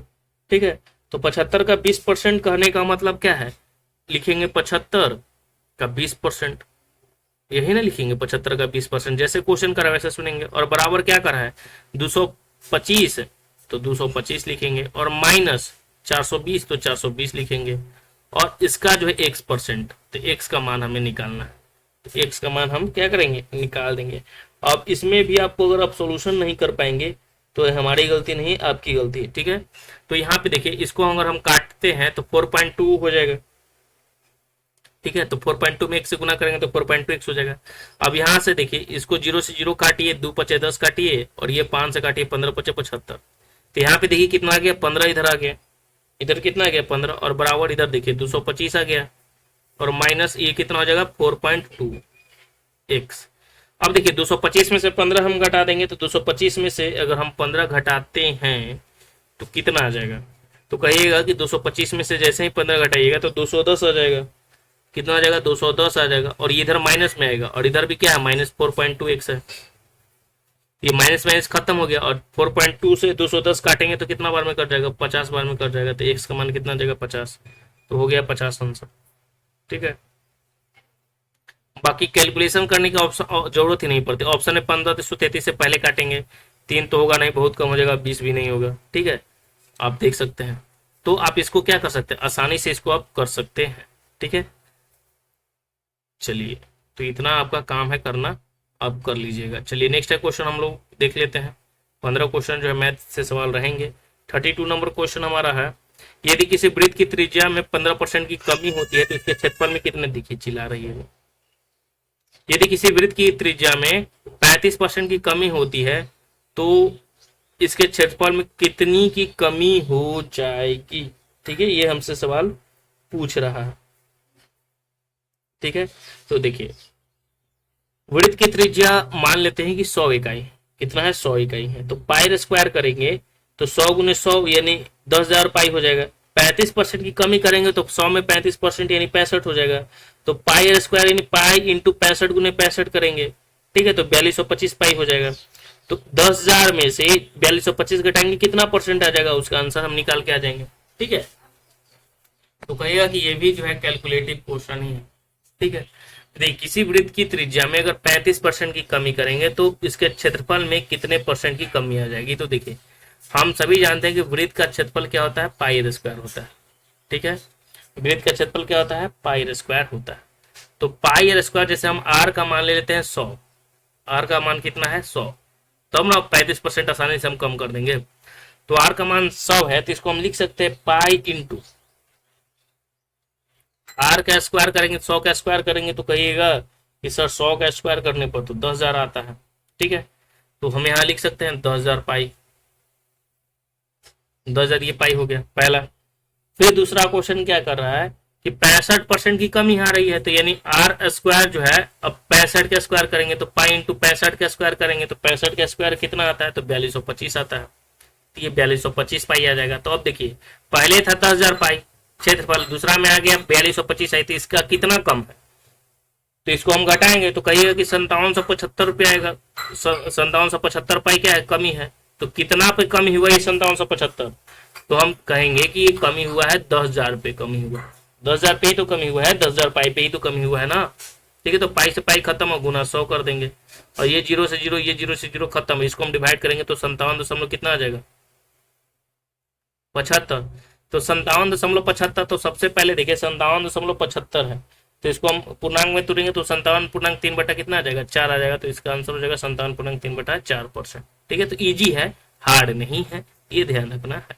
चलिए नेक्स्ट क्वेश्चन हमारा 33 नंबर क्वेश्चन। 33 नंबर क्वेश्चन क्या करे कि एक बस और एक कार की चालों का अनुपात 7:11 है। यदि कार 396 किलोमीटर की दूरी 6 घंटे में तय करती है तो बस की चाल किलोमीटर प्रति घंटा में हमसे पूछ रहा है। तो बस की चाल और कार की चाल कितना है, 7:11 है। ठीक है, ये ध्यान रखना है। ठीक है, तो ये 43 नंबर क्वेश्चन जो है बस और कार की चाल दिया हुआ है, तो मान लेते हैं कि बस का और कार का, बी और सी। तो बस का स्पीड 7 है और कार का स्पीड कितना, 11। अब यहाँ पे समझिए, बोल रहा है क्वेश्चन आगे क्या, यदि कार की जो है दिया हुआ है कि 396 किलोमीटर की दूरी है, कार कितना है, 396 किलोमीटर की दूरी 6 घंटा में, तो हम डायरेक्ट कार का दिया हुआ तो कार का हम निकाल लेते हैं स्पीड कितना है। तो कार का स्पीड, ये तो हमारा क्या है, चाल का अनुपात दिया हुआ है बी और सी, यानी बस और कार का स्पीड का अनुपात दिया हुआ है 7:11। अब यहाँ कार का जो दूरी और जो है टाइम दिया हुआ है, तो इसका चाल निकालेंगे तो क्या होता है, दूरी बटा समय। तो 396 बटा हम 6 करेंगे तो कितना बार में कट जाएगा, तो कहेगा कि ये 36 बार में कट जाएगा। कितना बार में कट जाएगा, 36 बार में कट जाएगा। तो देखिए, सॉरी, कितना बार में कटेगा यार, 6×6=36, सॉरी 66 बार में कटेगा। ठीक है, 6×6=36, 66, यानी 66 बार में कट जाएगा। तो देखिए, ये कार का स्पीड कितना है, 66, लेकिन रेशियो में कितना दिया, 11। तो क्या गुना है, तो 6 गुना है। तो 7 का 6 गुना हम कर देंगे तो बस का स्पीड आ जाएगा कितना, 42 किलोमीटर। तो 42 किलोमीटर आंसर हो जाएगा। तो बहुत ही आसान है। ठीक है, लेकिन ऑप्शन में देखिए कैसा कैसा लिखा हुआ है मान, 38.5, 45.5, किस लिए, आपको कंफ्यूज करने के लिए। ठीक है, तुक्का भी मारेंगे तो आप गलती करिएगा। नेक्स्ट है हमारा 35 नंबर क्वेश्चन। 34 नंबर बोला है कि एक आदमी जो है 25 किलोमीटर प्रति घंटा की चाल से एक गांव से डाक घर गया और जो है 4 किलोमीटर प्रति घंटे की चाल से वापस लौटा। यदि इस पूरी यात्रा में 5 घंटे 48 मिनट का समय लगा तो गांव से डाक घर की दूरी जो है हमें क्या करना है, ज्ञात करना है। तो मान लेते हैं कि हमें पता ही नहीं है कि डाक घर की दूरी क्या है, तो डाक घर की दूरी मान लेते हैं कि x है। डाक घर की दूरी कितना है, मान लेते हैं कि x किलोमीटर प्रति है। ठीक है, अब बोल रहा है क्वेश्चन क्या कि 25 किलोमीटर घंटे की चाल से गांव से डाक घर गया और 4 किलोमीटर प्रति घंटे की चाल से वापस लौटा। तो गया और लौटना, ठीक है, तो हम इसका जो है अगर हम निकालेंगे, जो समय हमारा दिया हुआ है तो कितना हो जाएगा, तो देखिए चाल तो दिया हुआ है 25 किलोमीटर प्रति घंटा की चाल से डाक कर गया और 4 किलोमीटर की चाल से, यदि एक से इस पूरी यात्रा को 5 घंटे 48 मिनट में करता है पूरी यात्रा को, तो दूरी हम निकाल लेते हैं। तो x बटा कितना हो जाएगा, 25 हो जाएगा समय। ठीक है, दूरी तो x माने है तो दूरी बटा चाल, तो यानी x बटा कितना हो जाएगा, 25 हो जाएगा। गया और आया यानी क्या करेगा, जुटेगा। फिर x 4 के स्पीड से गया ना तो x बटा 4 हो जाएगा। और इन दोनों का जो टोटल समय दिया हुआ है 5 घंटा 48 मिनट दिया हुआ है। 5 घंटा कितना दिया हुआ है, 48 मिनट दिया हुआ है।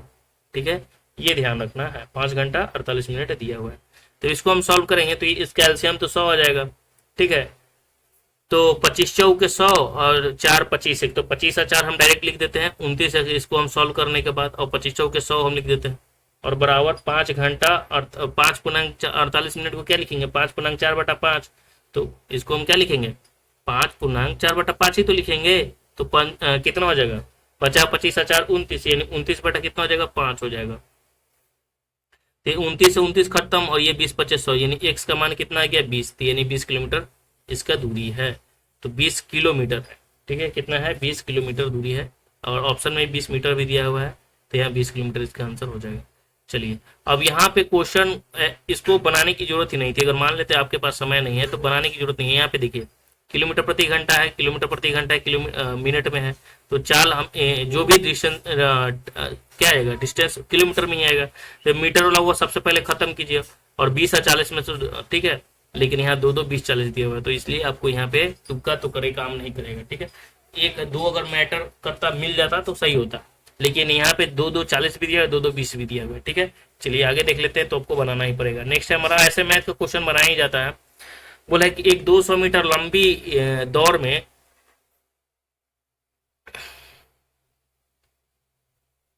ठीक है, तो एक 200 मीटर लंबी दौड़ में धावक ए धावक बी को 3 सेकेंड से हरा देता है। यदि ए और बी की गति में 1.5 मीटर प्रति सेकंड का अंतर है तो ए की गति जो है हमें निकालना है। ठीक है, ये हमसे क्वेश्चन पूछा। तो बी की चाल और ए की चाल हमें तो पता ही नहीं है। ठीक है, क्योंकि 200 मीटर डिस्टेंस हमें दिया हुआ है कि 200 मीटर के डिस्टेंस है। कितना के डिस्टेंस है? 200 मीटर के डिस्टेंस है। ठीक है, ए धावक जो है बी को 3 सेकेंड से हरा देता है। कितना से? तो 3 सेकेंड से हरा दे रहा है। ठीक है, यदि ए और बी की गति जो है 150 मीटर प्रति सेकंड का अंतर है, यानी ए की गति और बी की गति में अंतर कितना का है? 150 मीटर प्रति सेकंड का अंतर है। तो मान लेते हैं कि बी की चाल जो है वो x है, तो ए की चाल कितना हो जाएगा? तो कहिएगा कि ए की चाल जो हो जाएगा x प्लस 1.5 हो जाएगा, x पॉइंट 1.5 किलोमीटर प्रति मीटर प्रति सेकंड हो जाएगा। ठीक है, क्योंकि मीटर प्रति सेकंड में ही दिया हुआ है। तो हम इसको क्या करेंगे? दूरी कितना है? 200 है, तो 200 बटा बी का चाल, तो 200 बटा एक्स लिखेंगे। तो 200 बटा क्या लिखेंगे? एक्स लिखेंगे। और माइनस 200 बटा 200 बाई क्या लिखेंगे? एक्स प्लस 1.5 लिखेंगे, 1.5 लिखेंगे। ठीक है, ये ध्यान रखना है।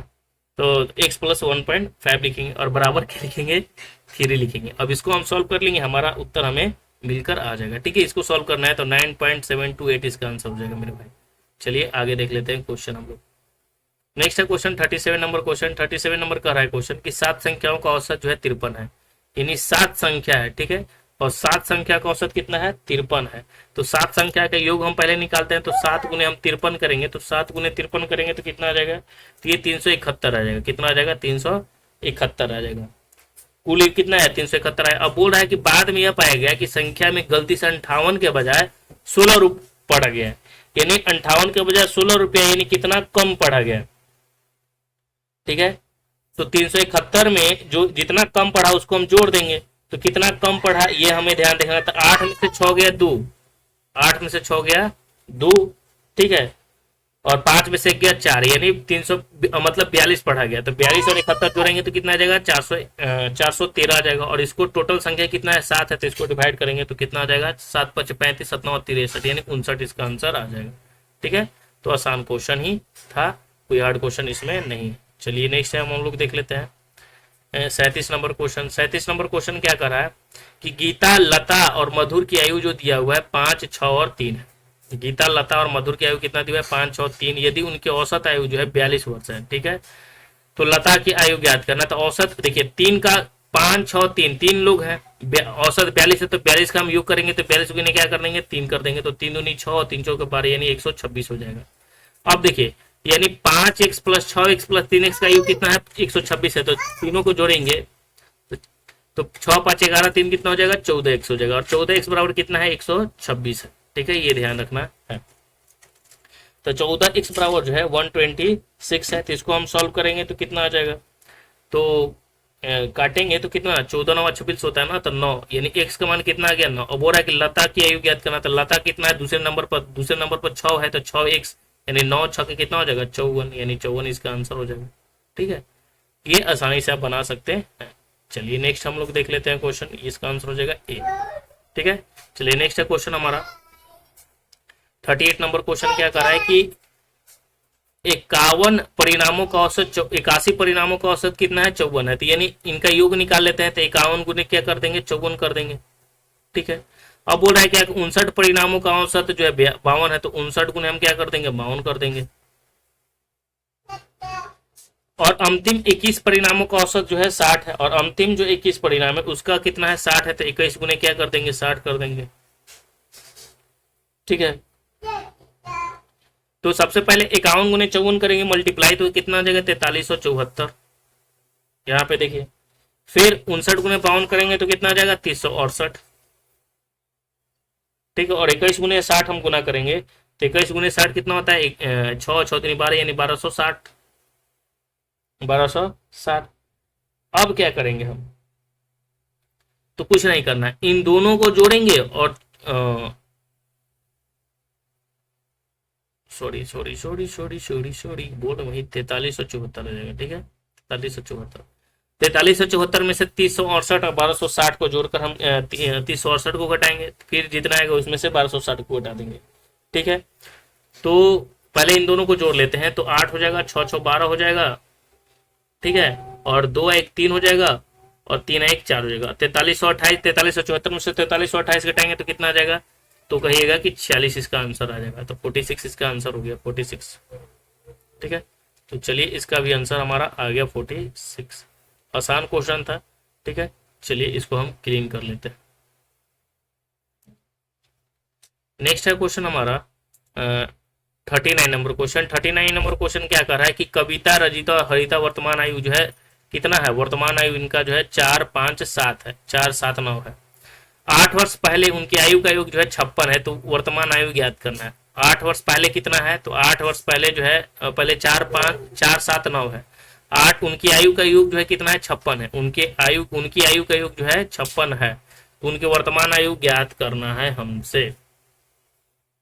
तो देखिए कविता, रजिता और हरित के बारे में पूछ रहा है, ठीक है। तो इसमें से दो तरीका से हम कर सकते हैं। एक तो पहले कर सकते हैं कि मान लेते हैं कि वर्तमान आयु जो है 4x 7x है और 9x हम मान लेते हैं। 8 वर्ष पहले तो 4x minus 8, 7x minus 8, 9x minus 8 और इनका योग कितना 56 दिया हुआ है, तो 56 लिखेंगे, x का मान आ जाएगा, ठीक है।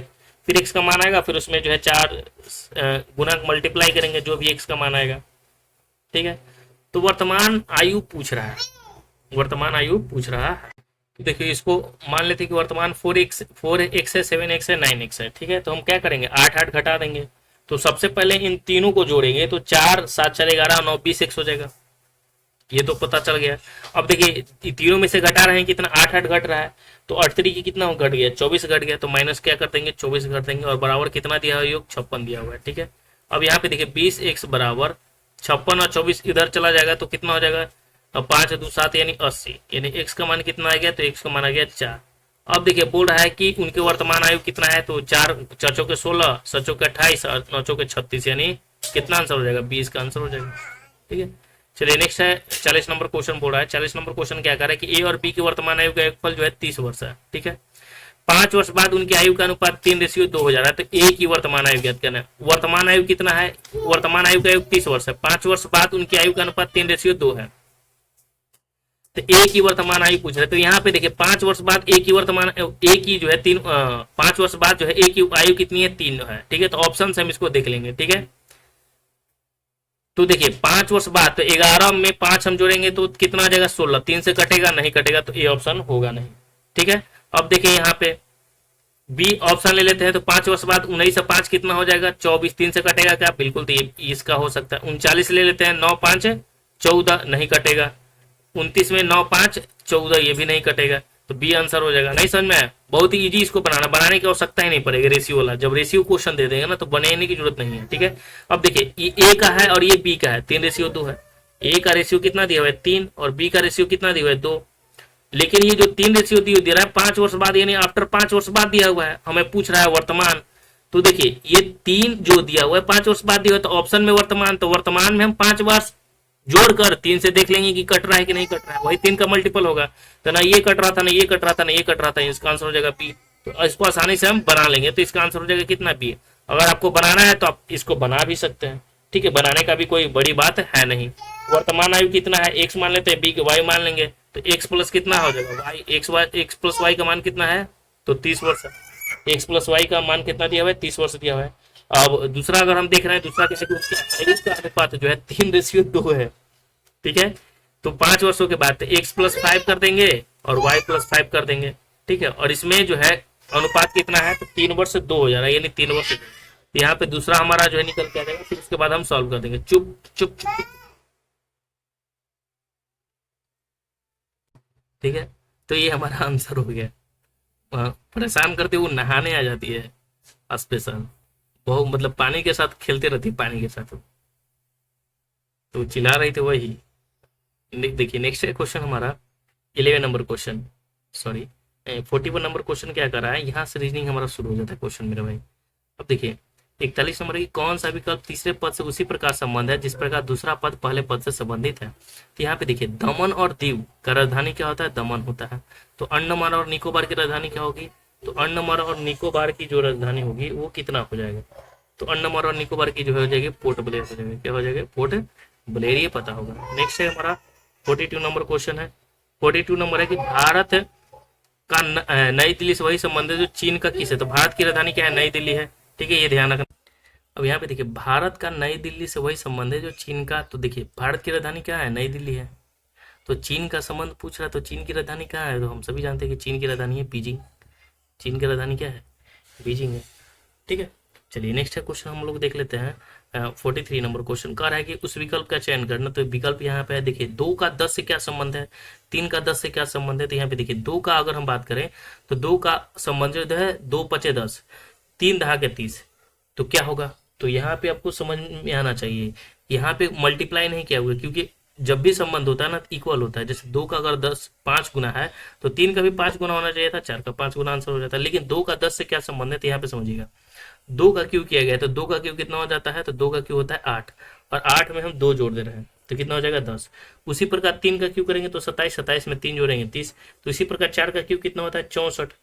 ठीक है, और 64 में हम 4 जोड़ेंगे, क्योंकि जितना क्यू उतनी संख्या को जोड़ना है। ठीक है, तो 64 में हम 4 जोड़ेंगे तो कितना हो जाएगा 68, इसका आंसर हो जाएगा।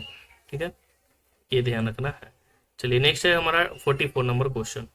44 नंबर क्वेश्चन क्या कर रहा है कि एक लड़की की ओर इशारा करते हुए सुरेश ने कहा। अब यहाँ पे क्वेश्चन को सिर्फ पढ़ना, आंसर आपको आ जाएगा। लड़का की ओर इशारा कर रहा है और कह रहा है कौन? सुरेश। सुरेश ने कहा ना कि उस लड़के की माँ का भाई, माने उस लड़के का जो माँ का भाई है, ठीक है, लड़का के माँ का भाई मेरे माँ के पिता का इकलौता पुत्र। तो उस लड़के की माँ का सुरेश से क्या संबंध है? तो आपको पता चल गया होगा कि मौसी लगेगी या मामी लगेगी। ठीक है, चलिए नेक्स्ट है हमारा question 45 number question. 45 number question क्या कर रहा है कि जो है किरथाना ने अपने चाचा के पिता की एकमात्र बेटी के बेटे के रूप में एक व्यक्ति का परिचय दिया। क्या कह रहा है कि किरथाना ने अपने चाचा के पिता की एकमात्र बेटी के बेटे के रूप में व्यक्ति का परिचय दिया। तो व्यक्ति का किरथाना का संबंध कैसा है, ये हमसे पूछ रहा है। किरथाना ने अपने चाचा के पिता की एकमात्र बेटी के बेटे के रूप में एक व्यक्ति का परिचय दिया। व्यक्ति का किरथाना का क्या संबंध है? ठीक है, ये हमसे क्वेश्चन पूछ रहा है। तो देखिए किरथाना अपने चाचा के पिता की एकमात्र बेटी के बेटे के रूप में एक व्यक्ति का परिचय करवा रही है। तो व्यक्ति का किरथाना से क्या संबंध है? तो भाई का संबंध है भाई। ठीक है, कितना इजी क्वेश्चन पूछा है। नेक्स्ट हमारा 46 नंबर। अकबर ने एक तस्वीर की ओर संकेत करता है कि, ठीक है, तो अकबर ने कहा है कि जो तस्वीर वाला है वह मेरे साले के पिता के भाई के इकलौता भतीजा है। तो वो अकबर से कैसा संबंध है? तो ये भी कोई पूछने वाली बात है, ये पत्नी का संबंध हो जाएगा। ठीक है, पत्नी, पत्नी का आंसर क्या? क्वेश्चन हमने देख लिया। ठीक है,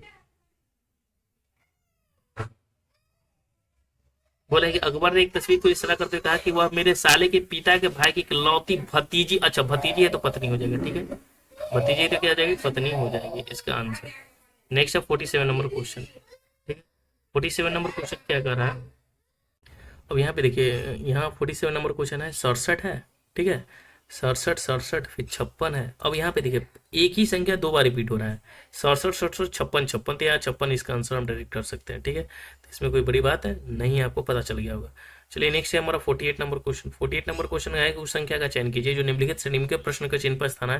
तो यहाँ पे देखिए 32 57 93 142 से 206। तो देखिए 32 से 57 ज्यादा का अंतर नहीं है। ठीक है, 32 से 57 है, फिर 57 से 93 है। तो देखिए 32 से 57 करने के लिए क्या किया गया होगा, यहाँ पे आपको समझना पड़ेगा। ठीक है, तो 32 से 57 आप देख रहे हैं कि 57 में से 32 घटाएंगे तो 25 आ जाएगा, फिर 93 में से 57 घटाएंगे तो 36 आ जाएगा। तो देखिए 25 का स्क्वायर है 5 का, 36 भी 6 का स्क्वायर है, यानी एक स्क्वायर का मल्टीपल चल रहा है। यानी देखिए 32 से 57 का अंतर कितना का है, तो 25 का अंतर है। ठीक है, प्लस 25 का अंतर है। फिर 57 में 93 की अगर हम बात करें तो 36 का अंतर है। ठीक है, फिर 93 में 142 की अगर हम बात करें तो 49 का अंतर है, ये भी यहाँ देख लीजिए।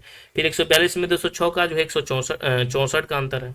तो अगला कितना का अंतर होगा, 81 का अंतर होगा, यानी प्लस 81 जोड़ देंगे तो 206 में 81 जोड़ेंगे तो कितना आ जाएगा, 287 इसका आंसर हो जाएगा। तो यही आंसर हो गया हमारा। ठीक है, चलिए नेक्स्ट हम लोग देख लेते हैं question number 49 number question. 49 number question क्या कर रहा है कि दिए गए श्रृंखला में अगला पद देखिए एम डी है, एम से एन, एन से ओ से पी। तो एम कितना होता है, एम होता है 13, एन कितना होता है 14, ओ कितना होता है 15, पी कितना होता है 16। ठीक है, पी के बाद क्या होता है 16, 14 15 16, तब की कितना भाई 17। तो क्यू से स्टार्ट होगा, तो क्यू से तो 2 ऑप्शन तो एलिमिनेट हो गया, ना ये होगा ना ये होगा। आगे देख लेते हैं, डी कितना होता है 4, ई होता है 5, एफ होता है 6, जी होता है 7। अब ये हो जाएगा 8, यानी एच, क्यू एच इसका आंसर हो जाएगा। ठीक है, तो बी इसका आंसर हो जाएगा। चलिए आगे देख लेते हैं हम लोग।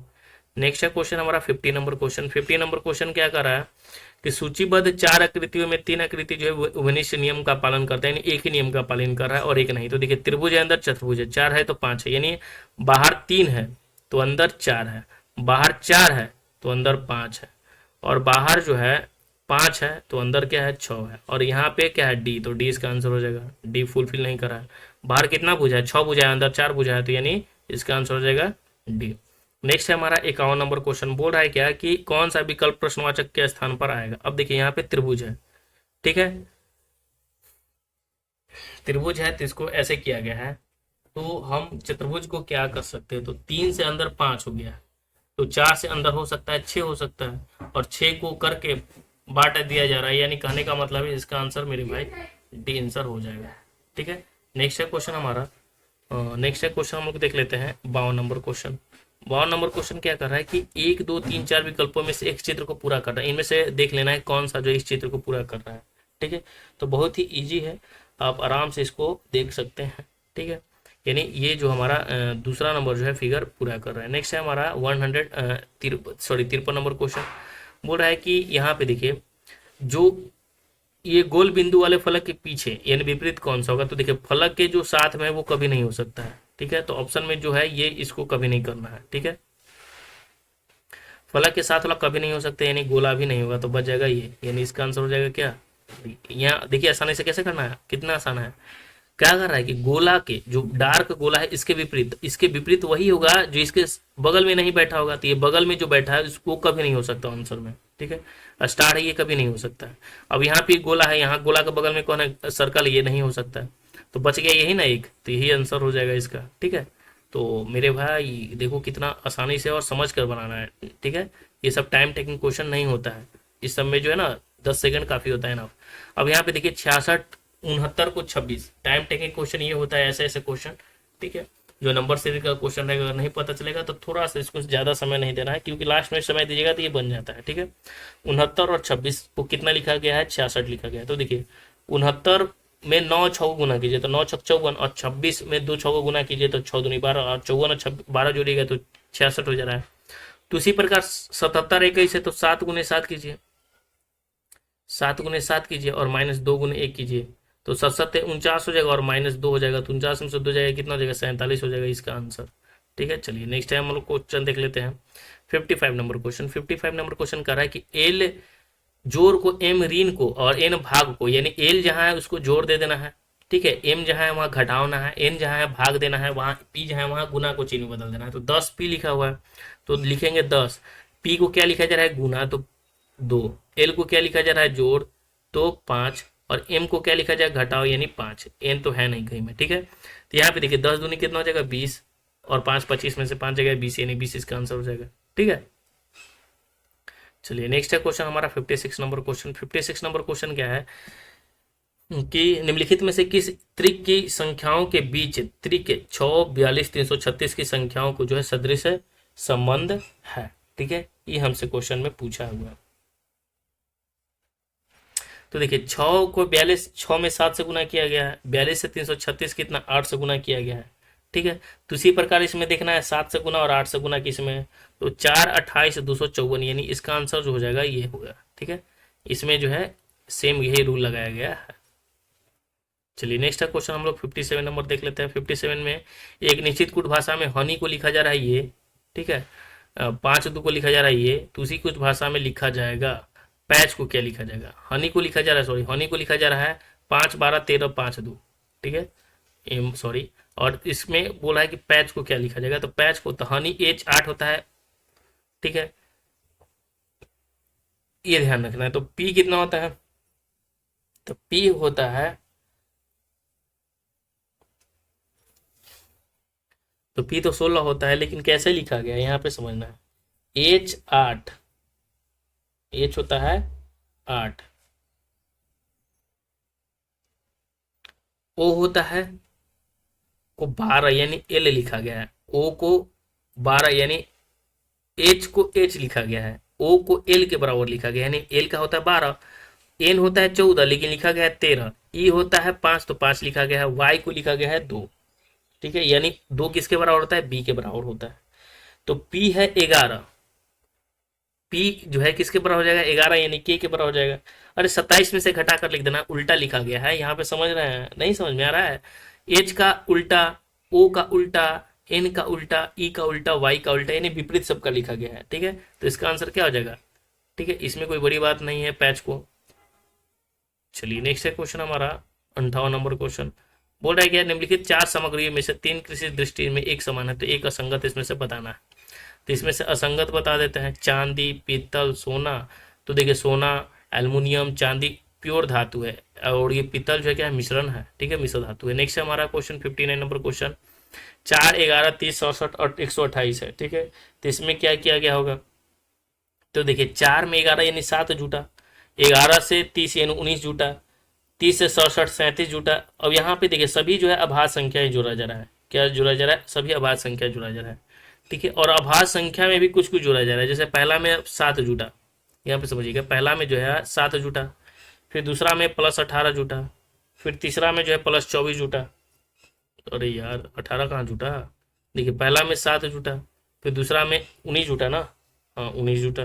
ठीक है, फिर तीसरा में जो है 37 जुटा, फिर चौथा में प्लस जो है 61 जुटा, और फिर लास्ट में जो है 67 128 यानी 91 जुट गया। अब यहाँ पे देखिए 7 और 19 में कितना जुट रहा है, तो 7 19 में जो है 12 जुट रहा है, 12 7 19। 19 और 37 में कितना जुड़ रहा है, तो 18 जुट रहा है। ठीक है, 37 में तो कितना जुड़ रहा है, 18 24 जुट रहा है, फिर इसमें 30 जुट रहा है। ठीक है, तो अगला में कितना जुड़ेगा, 6 6 का अंतर इसमें भी है, तो 36 जुट जाएगा। तो 91 में 91 में 36 जोड़ देंगे। ठीक है, तो 6 1 7 और 9 3 12 यानी 127 किस में जोड़ना है, 128 में। तो 127 में जोड़ेंगे, 8 7 15 यानी 195 इसका आंसर हो जाएगा। चलिए आगे देख लेते हैं 60 नंबर क्वेश्चन। 60 नंबर है कि मधुमक्खी से क्या निकलता है, शहद। तो फूल से क्या होता है भाई, फूल से तो हम सभी जानते हैं कि खुशबू निकलता है। ठीक है, तो यहाँ पे 60 जो है क्वेश्चन हम लोग कंप्लीट किए। 7 क्वेश्चन में हम लोगों ने क्या क्या देखा, तो हम लोगों ने देखा जीके और जीएस के, जीके के क्वेश्चन थे कितने, 20। ठीक है, मैथ के भी क्वेश्चन 20 ही हैं। ठीक है, शुरू में हमसे गलती हो गया, रीजनिंग के क्वेश्चन भी कितने हैं, तो 20 ही पूछे जाएंगे। ठीक है, ये ध्यान रखना है। ठीक है, अब चलिए आगे देख लेते हैं। यहाँ पे जो हमारा है, अब यहाँ से जो है हिंदी क्वेश्चन शुरू हो जाता है। और क्वेश्चन क्या कर रहा है कि विकारी शब्द के प्रकार होते हैं।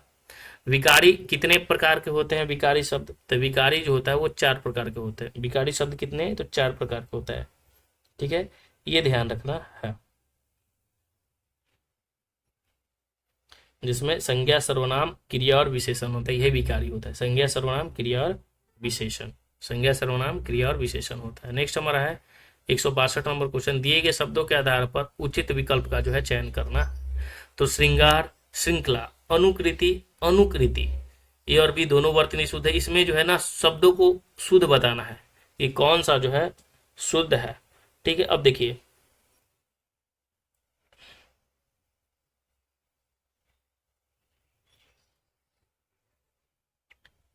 श्रृंगार,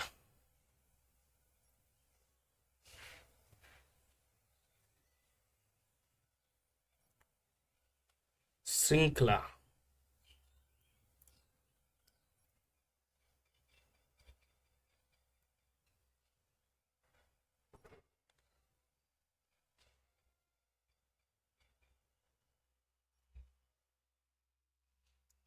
अनु, देखिए यहाँ पे जो है पहला, दूसरा जो है ना गलत है। ये दूसरा जो है क्या है, अनुकृति जो है गलत लिखा है। अनुकृति जो है दूसरा क्या लिखा हुआ, गलत लिखा है। अनुकृत होता है, क्या होता है, अनुकृत होता है, अनुकृत होता है। और अनुकृति कैसे लिखा जाता है, तो अनुकृति जो लिखा जाता है, अनुकृति ऐसे लिखा जाता है, ये शुद्ध हो गया। तो दूसरा जो हो गया अशुद्ध हो गया। श्रृंगार, श्रृंगार, श्रृंगार जो है श्रृंगार गलत लिखा गया। श्रृंगार में सिर्फ ये नहीं होता है। ठीक है, श्रृंगार ऐसे लिखा जाता है, श्रृंगार, ये ध्यान रखना है। ठीक है, तो दूसरा भी क्या है, गलत है। ठीक है, पहला दूसरा दोनों गलत है। तो इसका आंसर क्या हो जाएगा, तो कहिएगा कि दोनों वर्तनी क्या है, अशुद्ध है। ठीक है, स्र में र नहीं होता है, स्र हो गया बस, ऐसे ही लिखा जाता है श्रृंगार। ठीक है, ये ध्यान रखना। और उसमें भी श्रृंखला में भी वही होगा। नेक्स्ट है 64 नंबर क्वेश्चन। किस युग में विलोम शब्द शुद्ध है, ये अब विलोम इसमें पूछ रहा है, विलोम इसमें से कौन है? तो संधि का क्या होता है? विग्रह होता है। तो पहला ही हमारा क्या है? अशुद्ध है, पहला ही हमारा अशुद्ध है। ठीक है। श्वास का निश्वास होता है, बिल्कुल सही लिखा। उत्कर्ष का अपकर्ष लिखा हुआ है। औदार्य का जो अनादार्य होता है, ये सही है। नेक्स्ट हमारा है 64 नंबर क्वेश्चन, बोला है कि आदि से अंत तक, आदि से अंत तक को क्या कहते हैं? तो अघोपांत कहते हैं। आदि से अंत तक यानी अघोपांत, यानी जहां से किसी चीज की शुरुआत हो उसी को हम क्या कहते हैं? आदि कहते हैं। ठीक है। नेक्स्ट हमारा है 65 नंबर क्वेश्चन, इनमें से अरण्य, अरण्य मतलब होता है जंगल। तो अरण्य मतलब होता है, क्या होता है? अरण्य का मतलब होता है जंगल। ठीक है। तो अरण्य का जो है पर्यायवाची बताना है। ठीक है। तो अरण्य का इसमें से पर्यायवाची क्या हो जाएगा? सस्य, कुलीन, आभार, यहाँ हो जाएगा कांतार। ठीक है। जंगल होता है। नेक्स्ट हमारा है, इस वर्ष अच्छी फसल होने की है, इस वर्ष अच्छी फसल होने की अतिरिक्त पूर्ति को बताना है। तो इस वर्ष जो है अच्छी फसल होने की क्या है? तो संभावना हो। ठीक है। तो हो जाएगा फिलिंग द ब्लैंक, संभावना। ये तो आप आसानी से कर सकते हैं। नेक्स्ट हमारा है यहाँ मुहावरा, आंधी आवे बैठ गावे, लोकोक्ति का उपयुक्त बताना है। आंधी आवे बैठ गावे मतलब विपरीत परिस्थिति में उपयुक्त समय होने का, समय आने का जो है इंतजार करना है। ठीक है। अब यहाँ पे जो है हमें गधांश पर जो है क्वेश्चन को जवाब देना है। क्या है? गधांश। यहाँ पे समझिए। तो देखिए, बोला है कि राष्ट्र केवल जमीन का टुकड़ा ही नहीं बल्कि हमारी संस्कृति, विरासत होती है। ठीक है। ये हमें बता रहा है। ठीक है। जो हमें अपने पूर्वजों से परंपरा के रूप में प्राप्त होती है, जिसमें हम बड़े होते हैं, शिक्षा पाते हैं और सांस लेते हैं, और हमारी अपना जो है राष्ट्र कहलाता है। ठीक है। तो क्वेश्चन यहाँ पे देखिए, राष्ट्र केवल जमीन का टुकड़ा नहीं होता, जमीन का टुकड़ा नहीं बल्कि हमारे संस्कृति, विरासत और हमें अपने पूर्वजों को परंपरा के रूप में जो है प्राप्ति होती है, जिसमें हम बड़े होते हैं, शिक्षा पाते हैं और सांस लेते हैं, और हमारे अपना राष्ट्र, हमारा अपना राष्ट्र कहलाता है। और उसकी पराधीनता व्यक्ति की प्रतंत्रता की पहली सीढ़ी होती है। ऐसे ही स्वतंत्र राष्ट्र की सीमाओं में जन्म लेने वाले व्यक्ति का धर्म, जाति, भाषा या संप्रदाय कुछ भी हो, आपस में स्नेह होना स्वाभाविक है। राष्ट्र के लिए जीना और काम करना, उसकी स्वतंत्रता तथा विकास के लिए काम करने की भावना राष्ट्रीयता कहलाती है। जब व्यक्ति किसी दूसरे व्यक्ति से धर्म, जाति या कुल आदि के आधार पर व्यवहार करता है तो उसकी दृष्टि संकुचित हो जाती है। राष्ट्रीयता के अनिवार्य शर्त है देश को प्राथमिकता, भले ही हम स्वयं को मिटाना पड़े। महात्मा गांधी, तिलक, सुभाष चंद्र बोस आदि की कार्यों से पता चलता है कि राष्ट्रीयता की भावना के कारण उन्हें अनगिनत कष्ट उठाने पड़े, किंतु वे अपने निश्चय के अटल रहे। व्यक्ति को निजी अस्तित्व कायम रखने के लिए पारंपरिक सभी सीमाओं की बाधाओं को भुलाकर कार्य करना चाहिए, तभी उसकी नीतियां और रीतियां जो है राष्ट्रीय कही जा सकती हैं। आगे क्वेश्चन है, आगे जो है गद्यांश है कि जब जब भारत में फूट पड़ी तब तक विदेशियों ने शासन किया, चाहे जातिगत भेदभाव हो या भाषागत। तीसरा व्यक्ति उसे लाभ उठाने का जो है यत्न करता है। आज देश में अनेक प्रकार के आंदोलन चल रहे हैं, कहीं भाषा को लेकर संघर्ष हो रहा है तो कहीं धर्म या क्षेत्र के नाम पर लोगों को निकाला जा रहा है। ठीक है। जिसका परिणाम हमारे सामने है। आदमी अपने अहम को सिमटता जा रहा है, फलस्वरूप राष्ट्रीय बोध का अभाव परिलक्षित हो रहा है। यदि हमारे राजनेता अपने स्वार्थ के लिए संस्कृति को, इस मूल संदेश को भूलकर देश की जनता को गलत दिशा देंगे, तब तक देश के अंदर अस्थिरता, फूट, अंतर्विरोधी, गृह युद्ध जैसे हालात जन्म लेंगे और इसकी फायदा अन्य बाहरी देश का होगा। अतएव एक जागरूक नागरिक के रूप में हमें इस बात की गहराई से समझते हुए तुच्छ मतभेदों को त्याग कर अपने मत का सदुपयोग करना चाहिए, जिससे चुने गए हमारी प्रतिनिधि राष्ट्र के निर्माणात्मक दिशा दे सके। जाति, भाषा और धर्म से ऊपर उठकर और नेताओं के भाषाओं से प्रभावित हुए बिना हमें विवेकपूर्ण देश के उत्थान में अपना सहयोग जो है देना चाहिए। अब यहाँ पे क्वेश्चन है 68 नंबर के, राष्ट्रीय सांस्कृतिक विरासत और क्रमशः कौन सी व्याकरणीय इकाइयां हैं? तो राष्ट्र, सांस्कृतिक और विरासत, इसमें से पूछ रहा है कि कौन सा जो है व्याकरण है। ठीक है। तो देखिए, राष्ट्र क्या है? संज्ञा है, सांस्कृतिक विशेषण है, और जो विरासत है वो भी क्या है? संज्ञा, यानी इसका आंसर क्या हो जाएगा? डी हो जाएगा। ठीक है। नेक्स्ट हमारा है 69 नंबर क्वेश्चन, बोल रहा है कि अंतर्विरोधी शब्द में किस प्रकार की संधि है? अंतर्विरोधी जो है शब्द में किस प्रकार की जो है संधि है? तो यहाँ पे कहिएगा कि विसर्ग संधि। कौन सी संधि है? विसर्ग संधि है। नेक्स्ट है 70 नंबर, व्यक्ति की दृष्टि कब संकुचित हो जाती है? तो व्यक्ति की जो दृष्टि है वो जब व्यक्ति धर्म, जाति, कुल आदि को प्रमुख मानने लगता है तब वो संकुचित हो जाती है। ठीक है। क्या करता है? जब व्यक्ति धर्म, जाति, कुल आदि को प्रमुख मानने लगेगा तभी तो वो संकुचित हो जाएगा। ठीक है। नेक्स्ट है क्वेश्चन हमारा 71 नंबर क्वेश्चन, बोल रहा है क्या? यहाँ से इंग्लिश क्वेश्चन, तो यहाँ 10 नंबर के ही पूछेंगे हिंदी, ठीक है, और 10 नंबर का इंग्लिश पूछेगा। ठीक है, और 20 नंबर का जो है कंप्यूटर से। अब यहाँ पे देखिए ऑरा, ठीक है, ऑरा, ऑरा क्या होता है, ऑरा का साइनोनिम्स क्या होता है। ऑरा जो है बहुत सुने होंगे, ऑरा, ऑरा का मतलब होता है प्रभामंडल, ठीक है, और ऑरा को हैलो भी कहा जाता है। क्या कहा जाता है, हैलो भी कहा जाता है, ये ध्यान रखना है। ऑरा को जो है हैलो भी कहा जाता है, हैलो, ठीक है, ये ध्यान रखना है। और उसी प्रकार कलर क्या होता है, रंग होता है। श्रिंक होता है चीख मारना, चीख मारना, श्रिंक होता है ना, श्रिंक मतलब चीखे करना, ठीक है। और नॉइज तो आपको पता है, वो चिल्लाना, शोर करना। चलिए नेक्स्ट है हमारा क्वेश्चन नंबर 72। 72 नंबर है कि select the most appropriate synonyms. क्या है, synonyms of the given word, यानी इम्बेंड, इम्बेंड का साइनोनिम, इम्बेंड मतलब होता है गारना या जरना, गारना या क्या होता है, जरना। तो इसको हम कह सकते हैं ब्यूरी, ब्यूरी मतलब क्या होता है, दफनाना, ठीक है, ये ध्यान रखना। नेक्स्ट है हमारा, अब यहाँ पुल मतलब क्या होता है, खींचना होता है। डिग मतलब क्या होता है, खोदना होता है। राइज मतलब क्या होता है, उठना होता है। 73 नंबर हम क्वेश्चन देख लेते हैं। 73 नंबर क्वेश्चन क्या कर रहा है, यहाँ पे देखिए विशेष, इसका एंटोनिम्स बताना है, ठीक है। तो विशेष का मतलब होता है, विशेष मतलब प्रार्थना करना होता है, विनती करना होता है, निवेदन करना होता है, ये समझना है, ठीक है। तो इसको हम एंटोनिम पूछ रहा है, तो क्या होगा, एंटोनिम हो जाएगा कमांड, यानी आदेश देना, ठीक है। यहाँ पे ध्यान रखना है, तो इसका आंसर क्या हो जाएगा, कमांड हो जाएगा। ऐसे तो मतलब एक्सॉर्ट का क्या होता है, एक्सॉर्ट तो पता होता है, समझना, समझाना होता है, प्रेरित करना होता है। इन्वोक क्या होता है, किसी को वोक करते हैं, तो इन्वोक होगा विनती करना, ठीक है। और एक इम्प्लोर, इम्प्लोर तो आपको पता ही होगा कि इम्प्लोर जो होता है वो प्रार्थना विनती ही होता है, ठीक है। नेक्स्ट हमारा है 74 नंबर क्वेश्चन। यहाँ पे देखिए मेलोवैलेंट, मेलोवैलेंट क्या होता है, मेलोवैलेंट जो है बहुत अच्छा क्वेश्चन, बहुत बार पूछा है। तो द्रोही होता है मेलोवैलेंट, ठीक है, जिसको हम उल्टा हम क्या कह सकते हैं, तो काइंड हम कह सकते हैं। इसका आंसर हो जाएगा काइंड, ठीक है। क्रूल तो आपको पता ही होगा, क्रूल क्या होता है, ठीक है। चलिए क्रूल होता है निर्दयी, पॉजिटिव सकारात्मक, वेल मैनर्ड मतलब संस्कारी। नेक्स्ट है क्वेश्चन हमारा 75 number question. Select the most which means same as the group of word given. यहाँ पे देखिए क्वेश्चन क्या कर रहा है कि repetition of an initial sound in two या more words of a line, ठीक है। तो यह वन वर्ड इसमें से बताना है ना। Select the word which means the same as the group of words given, ठीक है, ये ध्यान रखना है।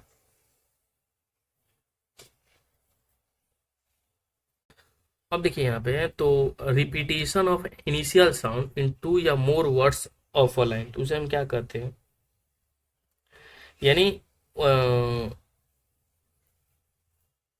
उसे हम एलिट्रेशन कहते हैं। क्या कहते हैं, एलिट्रेशन। इसका आंसर क्या हो जाएगा, एलिट्रेशन, इसका आंसर हो जाएगा एलिट्रेशन, ठीक है, एलिट्रेशन, ठीक है।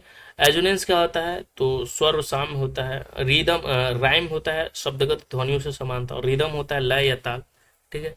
चलिए नेक्स्ट है हमारा question 76 number question. As the crow flies, as the crow flies, यहाँ इडियम्स हमसे पूछा है। एज द क्राउ फ्लाइज का मतलब क्या होता है, ठीक है। तो कहने का मतलब है ना कि एज द क्राउ फ्लाइज मतलब होता है ना, मतलब क्राउ फ्लाई उड़ती जो है ना, तो छोटी डिस्टेंस कवर करती है, तो यानी द शॉर्टेस्ट रूट, ठीक है। तो इसका आंसर होगा द शॉर्टेस्ट रूट। नेक्स्ट हमारा है 77 नंबर क्वेश्चन, बोल रहा है कि select the most appropriate meaning of the given idioms, यानी इडियम्स है नाइदर फिश या नॉर फॉल, नाइदर फिश या नॉर फॉल। इस इडियम्स का मतलब क्या होता है, तो देखिए नाइदर फिश नॉर वॉल का अर्थ होता है something which can neither be categorised easily या नॉर एक्सेप्टल जो है बिफ्यूटली। कहने का मतलब बिखरा हुआ या आधा तितर या आधा बट्टेर जैसे हम सुनते हैं ना, वही होता है, ठीक है। यानी इसका आंसर क्या हो जाएगा, तो सी इसका आंसर हो जाएगा। चलिए 78 नंबर क्वेश्चन हमारा है क्वेश्चन ग्रामेटिकली इरर है। तो यहाँ पे देखना है हमें, क्वेश्चन है economics is one of the subject which I have, economics is one of the subject which I have found every difficult since school. अब यहाँ पे देखिए कहाँ पे मिस्टेक है, तो ऑप्शन से अगर हम देखेंगे, तो ऑप्शन से देखेंगे तो सबसे पहले देखिए हमें देखना होता है आर्टिकल, देखेंगे मिस्टेक है कि नहीं, ठीक है। फिर उसके बाद हेल्पिंग वर्ब देख लेते हैं कि हमारा मिस्टेक है कि नहीं है, ठीक है। प्रीपोजिशन देखेंगे, फिर टेंस से संबंधित जो भी होगा उसको हम देख लेंगे, ठीक है। फिर बहुत सारा प्रक्रिया होता है देखने का, नाउन में है प्रॉब्लम, ठीक है। यहाँ पे हमारा जो है ग्रामेटिकली इरर में ग्रामेटिकली इरर ही खोजना है, ठीक है। सिंगुलर नंबर पुलर नंबर के पहले क्या आता है वो हम देखेंगे। तो देखिए इकोनॉमिक्स है, क्या लिखा हुआ है, इकोनॉमिक्स। तो यहाँ पे आप कहिए कि इकोनॉमिक्स में इस जुटा हुआ है, तो यहाँ पे तो इज है, बिल्कुल गलत हो जाएगा। तो जैसे ही कीजिएगा तो हम आपका आंसर हो जाएगा गलती, क्योंकि इकोनॉमिक्स जो सब्जेक्ट है, ठीक है, इकोनॉमिक्स सब्जेक्ट ही है, ठीक है, तो उसके साथ इज लगना ही है, तो इज सही लगा हुआ है, तो इकोनॉमिक्स सही है, ठीक है। अब यहाँ पे देखिए which I have found, which I have, I के साथ हैव ही लगता है, ये भी आपको पता होगा, ठीक है, तो यहाँ पे सही है। Very difficult since school one of the subject, यहाँ जो मिस्टेक होगा वन ऑफ द सब्जेक्ट में मिस्टेक है, कहाँ पे है, वन ऑफ द सब्जेक्ट में। अब यहाँ पे देखिए वन ऑफ द सब्जेक्ट में मिस्टेक क्या है, ठीक है, वन ऑफ द के बाद होगा ना, वो वन ऑफ द के बाद होता है, जैसे यहाँ वन ऑफ द के बाद होता है हमेशा प्लूरल नाउन, क्या होता है हमेशा प्लूरल, तो यहाँ जो सब्जेक्ट लिखा हुआ है वहां क्या लिखेंगे हम, subjects, one of the subjects, ठीक है, ये ध्यान रखना, वन ऑफ द के बाद जो है हमेशा प्लूरल होता है। अब यहाँ पे कंप्रीहेंशन पूछा है, तो कंप्रीहेंशन पूछ देगा तो इजी हो जाता है कंप्रीहेंशन बनाना, ठीक है, ठीक है। अब यहाँ पे पैसेज है कि देखिए क्या है पैसेज, कि चंदुद्रो के बारे में, चंदुद्रो सभी जानते हैं कि सिंधु घाटी सभ्यता की बात कर रहा है Chanhudaro. Chanhudaro was tiny settlement less than 7 hectares as compare to Mohenjodaro, ठीक है, मोहनजोदड़ो भी पाकिस्तान में है। ऑलमोस्ट एक्सक्लूसिव मतलब exclusively devoted to craft production including bead making, sail cutting, metal working, seal making and weight making. The variety of materials used to make beads is remarkable. Stones like carnelian of a beautiful red color, ठीक है, jasper, crystal, quartz and steatite, ठीक है, metals like copper, bronze and gold and shell faience and terracotta या burnt clay. Some beads were made of 2 या more stones cemented together, some of a stone with gold caps.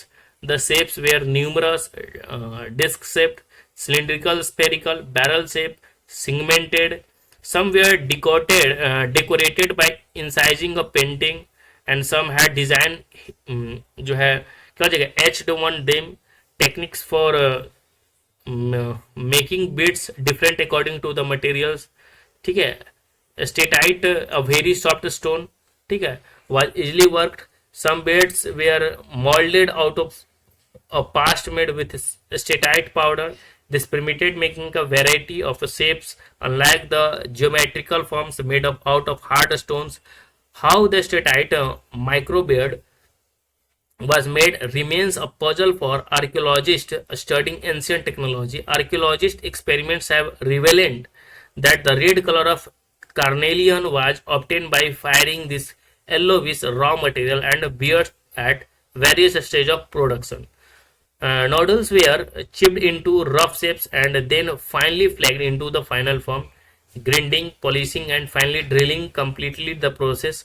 A specialized drill have been found at Chanudro, Lothal, and more recently at Dholavira, ठीक है, Nageshwar and Balakot. Both settlements are near the coast. These were specialized centers for making shell objects, including bangles, चूड़िया हो गया, ladles and inlay. These were taken to other settlements. Similarly, it is likely that finished products such as bears from Chanudro and Lothal were taken to the large urban centers such as Mohenjo-daro and Harappa, ठीक है। अब देखिए 79 number question क्या करा हमने passage पढ़ने के बाद कि which is the final process in the production of beards. अब बताइए कि कहाँ पे जो है ना फाइनल प्रोसेस होता था बियर्ड्स का, ठीक है, तो पॉलिशिंग में, ग्राइंडिंग में, कि चिपिंग में, कि ड्रिलिंग में। तो आप जब पढ़ेंगे तो आपको समझ में आ रहा होगा कि फाइनल जो प्रोसेस होता था वो ड्रिलिंग में होता था, ठीक है। नेक्स्ट हमारा 80 number question, which of the this stone is very soft and easy. सबसे जो है सॉफ्ट स्टोन और इजी जो है मोल्ड हो जाता था वो कौन सा स्टोन हो जाता था, ठीक है, तो ये ध्यान रखना है। पॉलिशिंग क्या होता है, घर्षण, ये सब ग्रेडिंग होता है, पिसाई, चिपिंग होता है, क्या होता है, तोड़ना होता है, और ड्रिलिंग तो पता ही होगा। 80 नंबर है कि which is this the stone is very soft and easy to mould, आसान है मोल्ड करना, कौन होता था, तो ये आपको पता होना चाहिए कि स्टेटाइट, ठीक है, ये ध्यान रखना, ये आसान होता था, ठीक है, यानी जिसे हम साबुन का पत्थर भी कहते हैं इसको, ठीक है। नेक्स्ट है हमारा क्वेश्चन, एक दिखाता है कैसे जो है परिचालन विशेषताओं को एक साथ जोड़ा जाता है। यहाँ कंप्यूटर का क्वेश्चन हम लोग देख लेते हैं 81 से, ठीक है। अब यहाँ पे देखिए क्वेश्चन क्या करे कि एक कौन सा चीज है जो दिखाता है कि कैसे परिचालन विशेषताओं को एक साथ जोड़ा जाता है और कंप्यूटर को साकार करने में योगदान देता है। तो कंपोनेंट डिजाइन, कंप्यूटर वर्किंग या कंप्यूटर ऑर्गेनाइजेशन, तो होता है कंप्यूटर ऑर्गेनाइजेशन, इसका आंसर हो जाएगा। ठीक है, नेक्स्ट हमारा 82 नंबर, निम्नलिखित में से कौन सा कथन जो है ना गलत है। तो देखिए कथन गलत है तो इसके लिए हमें पढ़ना पड़ेगा क्या है कि बाहरी मेमोरी में उच्च स्टोरेज क्षमता होती है और एक जो है स्थिर होती है। रजिस्टर सीपीयू के बाहर स्थित हाई स्पीड स्टोरेज एरिया होता है, बिल्कुल रजिस्टर जो होता है वो हाई स्पीड होता है। ठीक है, ये ध्यान रखना है।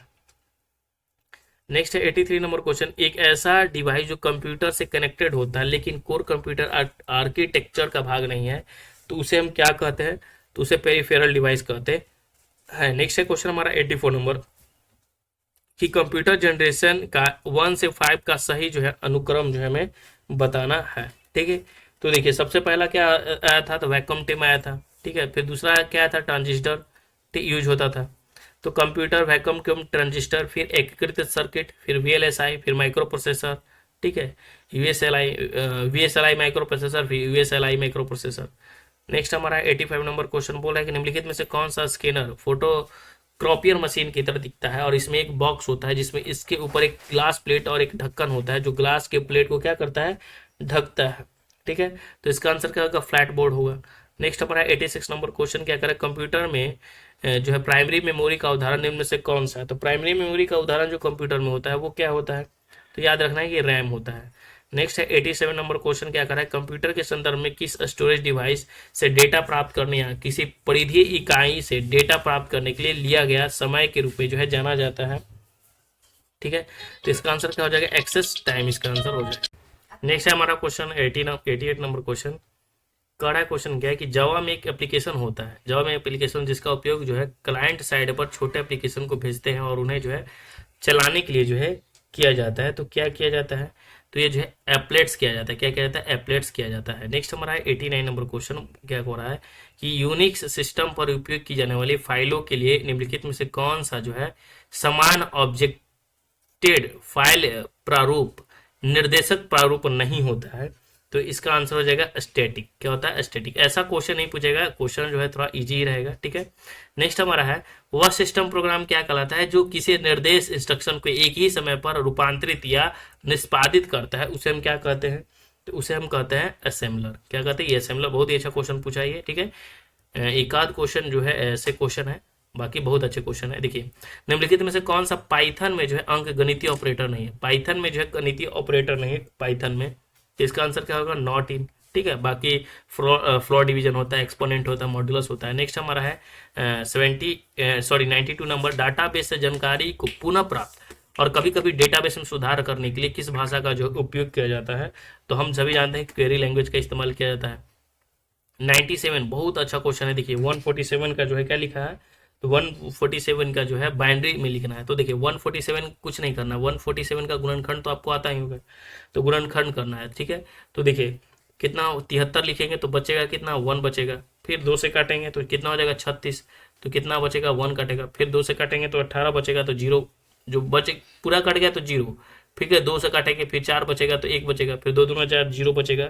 फिर 2 एकम 1, 0 बचेगा, यानी 1 1 0 0 1 0 0 बचेगा। ठीक है, तो इसका आंसर क्या हो जाएगा, तो कहिएगा कि ए इसका आंसर हो जाएगा। ठीक है, तो ये बाइनरी संख्या निकालने का जो है तरीका होता है। ठीक है, चलिए नेक्स्ट हमारा 94 नंबर क्वेश्चन, माइक्रोसॉफ्ट वर्ड में पैराग्राफ इंटेंशन के संबंध में निम्नलिखित में से कौन सा कथन जो है क्या है, गलत है, ये हमें बताना है। ठीक है, तो देखिए दाएं इंडेंटेशन को ऋणात्मक मान के रूप में सेट किया जाता है, यही हमारा क्या है, गलत है, बाकी सब सही था। ठीक है, नेक्स्ट हमारा है 95 नंबर क्वेश्चन कि एमएस एक्सेल 2016 में चार्ट बनाने के लिए निम्नलिखित में से किस मेनू आइटम का जो है प्रयोग किया जाता है। तो हम सभी जानते हैं कि इंसर्ट का इस्तेमाल किया जाता है। किसका इस्तेमाल किया जाएगा, इंसर्ट का इस्तेमाल किया जाता है। नेक्स्ट है हमारा 96 नंबर क्वेश्चन कि एक जो है प्रेजेंटेशन में स्लाइड को प्रस्तुत करने के लिए प्रयुक्त विशेष इफेक्ट को हम क्या कहते हैं, तो उसे हम कहते हैं ट्रांजिशन। क्या कहते हैं, उसे हम ट्रांजिशन कहते हैं। ठीक है, नेक्स्ट है क्वेश्चन हमारा 97 नंबर क्वेश्चन कि टीसीपी आईपी मॉडल के संदर्भ में निम्नलिखित में से कौन सा कथन जो है गलत है। ठीक है, ये हमसे क्वेश्चन पूछ रहा है। तो टीसीपी आईपी में 7 परतें होती है। 98 नंबर क्वेश्चन हमारा है कि ईमेल के बारे में निम्नलिखित में से कथनों को पढ़े और सही विकल्प को चुनना है।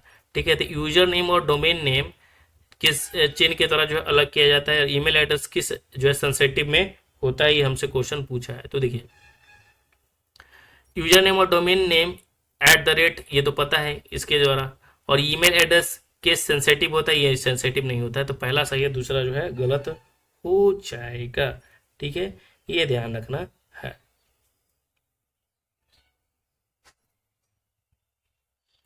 99 नंबर देख लीजिए, OSI मॉडल का पहला स्तर क्या है। 99 नंबर क्या है कि OSI मॉडल का पहला स्तर पूछा है। ठीक है, तो OSI सबसे पहले तो पूरा नाम याद रखना, ओपन सिस्टम इंटरकनेक्शन होता है।